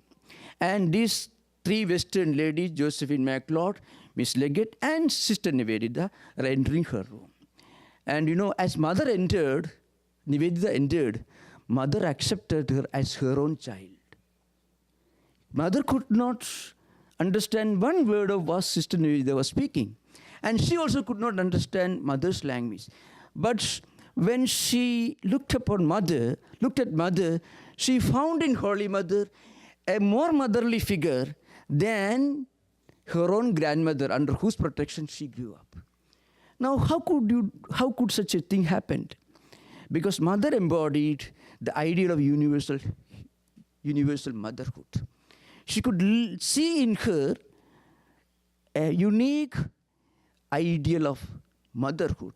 See, you feel most free, most intimate, and you feel you feel very informal in the presence of Mother. So Mother accepted her as her child. Then Vivekananda said, "Now it's okay. If Mother could accept you, then you'll be accepted by the whole society of India."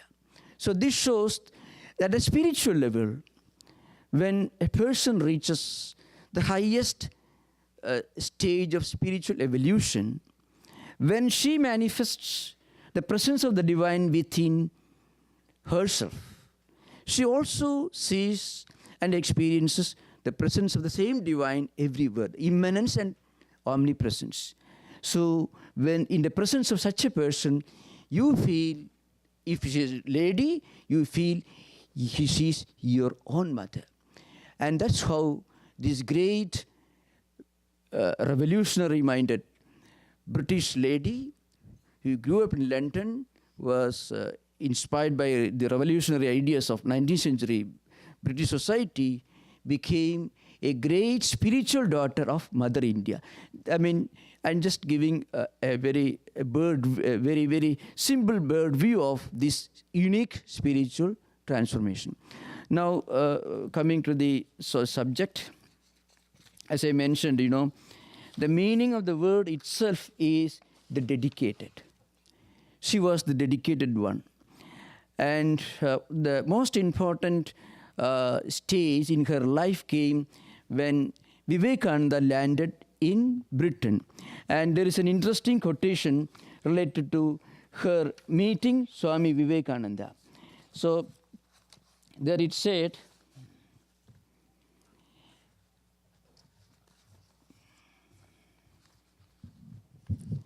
she listened to Swamiji, and Swami Vivekananda spoke these words in her presence. Religions of the world have become lifeless mockeries. What the world wants is character. The world is in need of those whose life is one burning love, selfless. That love will make every word tell like a thunderbolt. Now, what is the true religion that Swamiji was speaking about? The true religion built upon the realization of the supreme truth that God is present everywhere and God is present in all of us. Now, how Sister Nivedita, Margaret Noble, responded to Swamiji's teachings? She writes, "Suppose the Swami had not come to London that time, life would have been like a headless torso. For I have always known that I was waiting for something." She was waiting for something. If a true spiritual seeker who is praying to God with a pure heart, who is disgusted with the external ceremonial aspects of formalistic religion, who is looking for some higher inner experience, then God Himself will send somebody to her. in the form of maybe a speaker, a teacher, or maybe if you're going to San Francisco State Library, you come across a great book, that will be the beginning of a new life for you. When we are actually seeking, this is what happened to her. She was a brilliant educator, a teacher, who experimented with various types of teaching methods in England. But in the process, she was looking for some higher transcendental spiritual ideal, something that formal education cannot give, something that ordinary parents cannot give to their children. So she's looking for something. She felt an inner vacuum within. And then, incidentally, she happened to listen to Vivekananda, who spoke about the presence of the divine everywhere. And he also said, this divine reality present everywhere, which is present in all of us, can be reached and can be experienced and realized by any person, no matter what religious tradition you belong to, if your heart is pure. If we can translate our day-to-day activities into what we call karma yoga, or actions as an offering to God. And if we can look upon our fellow human beings as members of the same spiritual family, then what happens? We will get a teacher.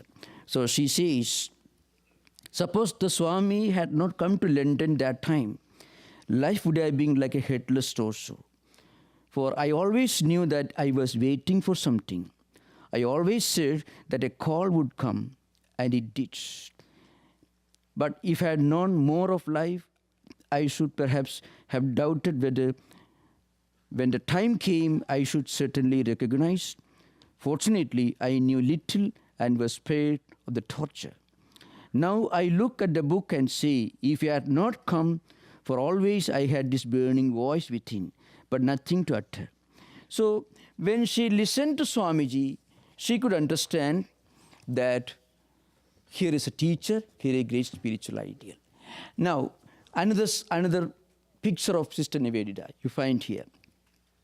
She left London, she went to Calcutta, and inspired by Swami Vivekananda, she started working for the education of girls in that city. And not only that, she also actively took up serving the common people, the masses. And very often there will be epidemics like plagues in that city. There is another picture of Sister Nivedita. During this calamity, I am quoting from a book, calamity means there were plagues, cholera, and other epidemic diseases which occurred in the city. She will move from slum to slum, moving the streets, serving the sick, giving them education, giving them medicine, and giving them food. And all this she did without demanding anything. You have to remember one interesting thing. She didn't ask them to change their faith or change their way of life or change their fashion. Rather, she taught them to be proud of their own traditional culture, and fully accepting their traditional culture, she served them. Now, this is the uniqueness of Sister Nivedita as a person. Now, another important area of her work was making Indian women aware of the higher values of the feminine culture. In India, unfortunately, in those days, as I mentioned earlier, social taboos have become very strong. She heard from Swami Vivekananda that freedom is the essence of growth. In India, there was freedom at the religious level. Anyone can worship God in whatever way he wanted. But at the same time, there was no freedom at the social level. Now, Sister Nivedita taught Indians to practice freedom at the social level. And the means for attaining this freedom was education. Not spiritual education alone, but secular education also. So I can just quote one very interesting quotation from her work.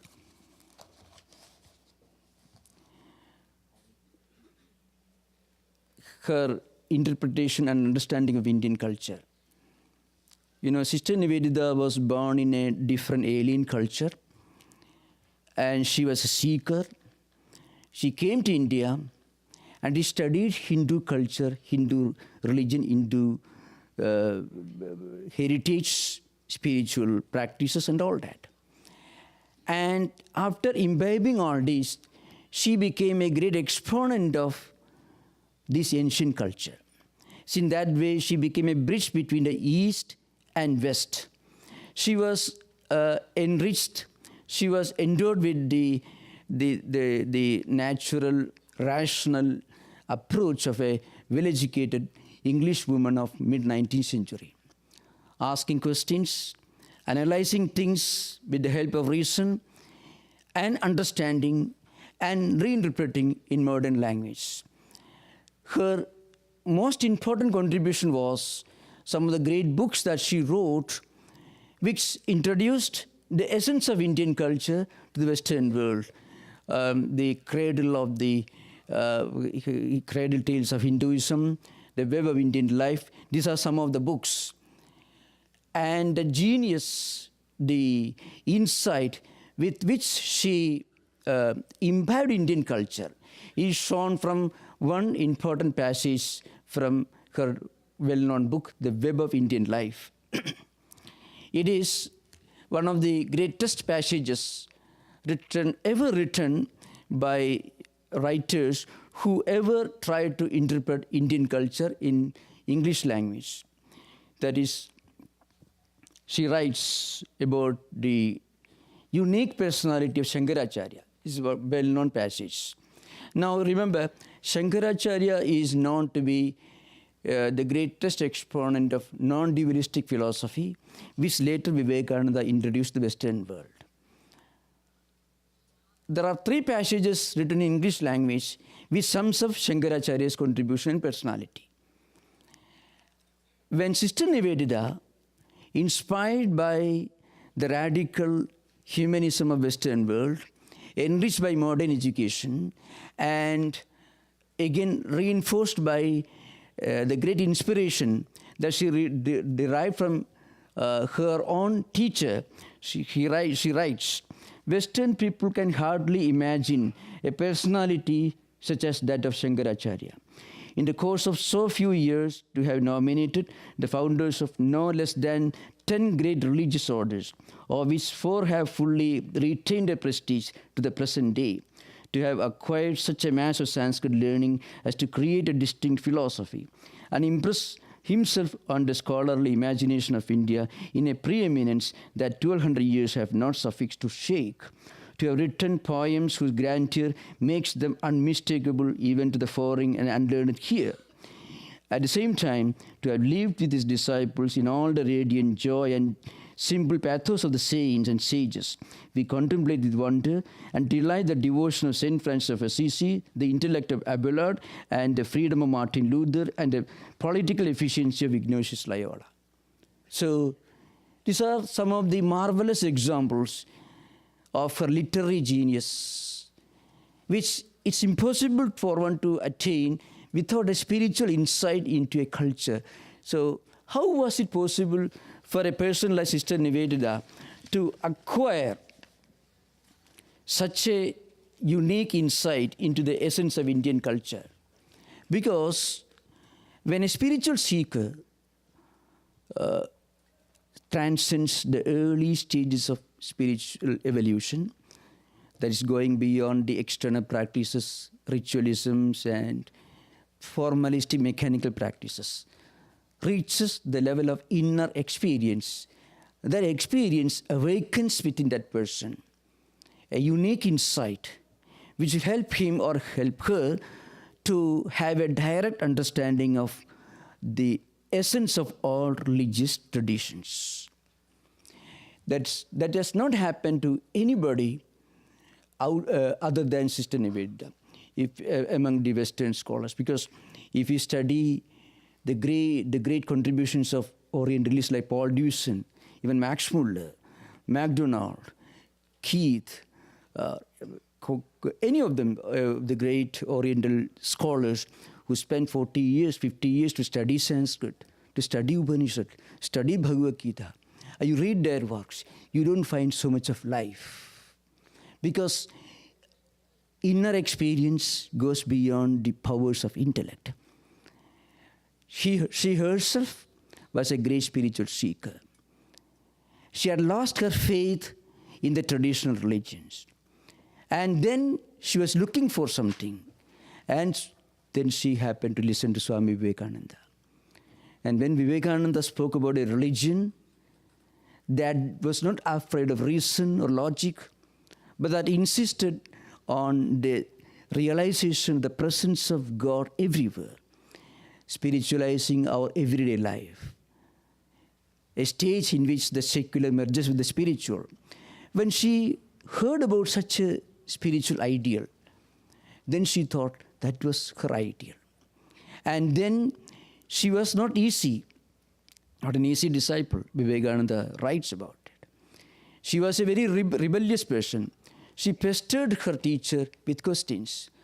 But when she really reached that experience level through the practices according to the instructions of her teacher, that gave her unique personality.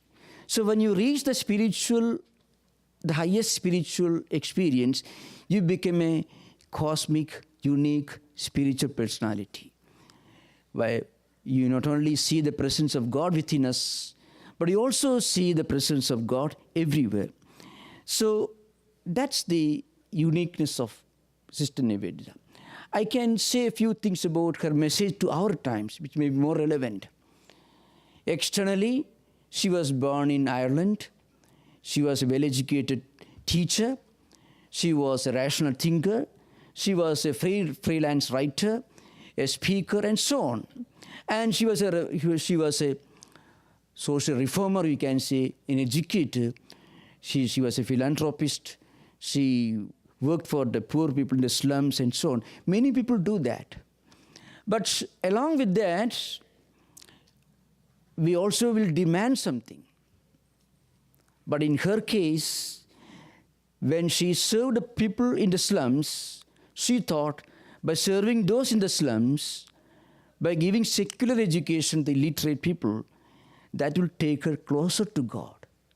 That is a unique idea that she got from Vivekananda.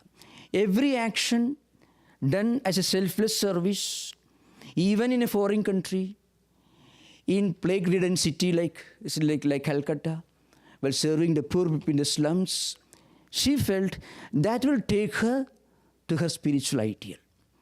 Now, this was something that she had not heard about. If you read her life, you'll find she experimented with different spiritual ideas before she met Vivekananda. She tried to become a formal religious person by going to different places of worship regularly, different churches and so on. But somehow she could not connect those external practices with her spiritual goal. And when she would listen to Vivekananda, she could become an ideal Christian. That is something. Now, Vedanta will give you an insight into whatever religion you practice. Because Vedanta is not a religion in a way. Vedanta is a state of spiritual evolution from which, if you look upon different religious traditions, you'll be able to look beyond these external practices, beyond the secondary details, and you'll be able to get an idea of the universal message of all holy scriptures in the world. That's the idea she got from Vedanta, from Vivekananda. So she herself writes, when she learned Vedanta from Vivekananda, then when she read Bible again, she got a much deeper insight into the essence of the teachings of Jesus. So that will give us a direct understanding of the universal message of all spiritual teachers. Again, she was an ideal example of the highest renunciation. As I mentioned, she inspired many political thinkers of the late 19th century India, and even the great political leaders who worked for India's independence in the early decades of 20th century. when Mahatma Gandhi, J.C. Bose, and many great leaders had got inspiration from her. And also those who lived in the last decade of 19th century. He asked Indians to practice and to implement Vivekananda's message of an ideal society, a society which can blend together the best of the Oriental and the best of the Occidental. How to blend together, how to harmonize the fruits of modern technology, modern science, modern education, and at the same time to remain rooted in the traditional spiritual values of our own heritage. So that is one of the uniqueness of her message. When it comes to spiritual practices, spiritual traditions, spiritual values, we should keep them intact. At the same time, to make the country, to make the society prosperous, to spread education among the masses, and to serve the elite, the sick and the poor, and to eradicate social injustices like casteism, untouchability, many of the social vices of India which later crept into society. All these should be wiped out and removed. For that we need modern education, modern science, modern technology. But at the same time, the essence of spiritual values should not be forgotten. So unique blending of the best of the Occidental and the best of the Oriental, that was the message that she gave to India. So there are two important aspects of Sister Nivedita that I want to present before you. One, the transformation that happened to her when she met Vivekananda and Mother, Holy Mother. And second, her concept of service, her concept of dedication, dedicating her whole life to the service of an alien culture, alien society, without expecting anything in return. She didn't ask them to change their religion, So different religions have produced many great missionaries who have spread their religious teachings and also in the process worked for the education, the economic and social welfare of different societies in the world. All over the world you find. But in Sister Nivedita's case, she went to slums in Calcutta, gave them food, gave them education, taught them hygiene, and then taught them to be proud of their traditional culture.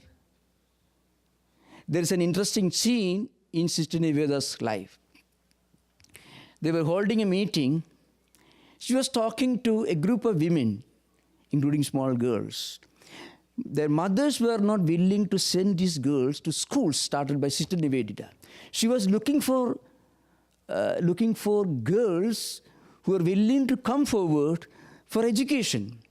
This lady, who was born in Ireland, inspired by Vivekananda, went to Calcutta, was forcing Indian parents to send little girls to the school which she started. They were not willing to do that. And remember, this is in a country which had produced women philosophers in 4th millennium BC, 5th millennium BC. Remember, if you look at the great Upanishadic literature, you find large number of great women philosophers, women mystics. Devi Sukta, Aham Rudrevi Vasibhisharami, they chanted today. The Devi Sukta was composed by the women mystic in 5th millennium BC. That means 7,000 years back. So in such a country, in 19th century, parents were not willing to send their little girls to schools started by a foreign British woman who had the compassion, who had the love for India to come to Calcutta and start a school. And there's an interesting scene. She was addressing a group of parents, including mothers, trying to inspire them to send their children, their girls, to her school. Many of them were not willing. Please stand up those who are willing to send. Nobody came up. Then Vivekananda entered and sat at the back bench. And he was trying to persuade one of those people who have assembled. You stand up and you express your willingness to send your girl. So, and Swamiji admired her. Now, this is interesting. Again, moving from slum to slum, talking to them about the need for hygiene, spreading the virtues of taking healthy food. All this she did as an act of service to God. She thought by doing that, she will progress in her spiritual life. And she will also be doing a great service to people with whom she had no historical or cultural connection. This is a unique, feminine archetype that you find in Sister Nivedita. A unique blending of the modern Western sense of freedom, education, innovation, rational thinking, plus a very traditional Indian spiritual approach. So I'm concluding because I don't have much time. So I'm concluding this program here, this session here. You are free to ask questions on Sister Nivedita or the relevance of a person like Sister Nivedita, why she is called a saint, why she included her name as a saint.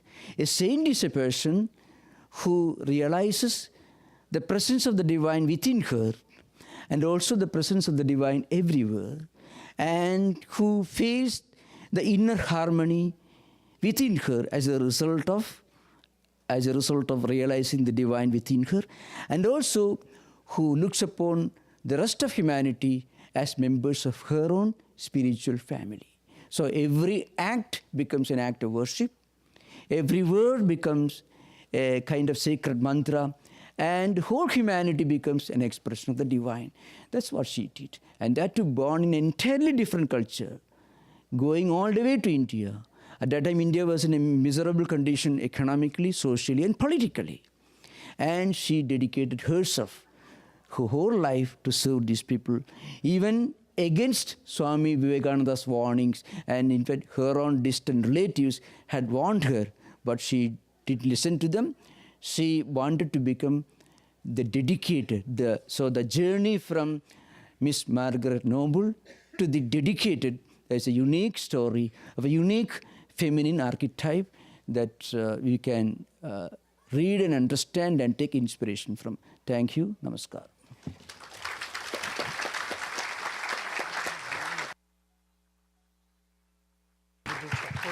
Yeah. Now, I have two announcements. First one, those who are interested in reading the life and teachings of Holy Mother, those books are available in our bookstore. Swami Chetanananda's book on Holy Mother are available in the bookstore. And second announcement is, please remember, traditionally the most interesting part of today's program is this question and answer session that will begin at 1:45 and be over by 4:15. Before that, we have lunch, and about the lunch, I have to give you an announcement. There will be 3 main lines, so you can join those lines. And after lunch, we begin our program at 1:45. Please assemble here at 1:45. We will have Vedic chanting, meditation, and interaction. Thank you. Namaskar.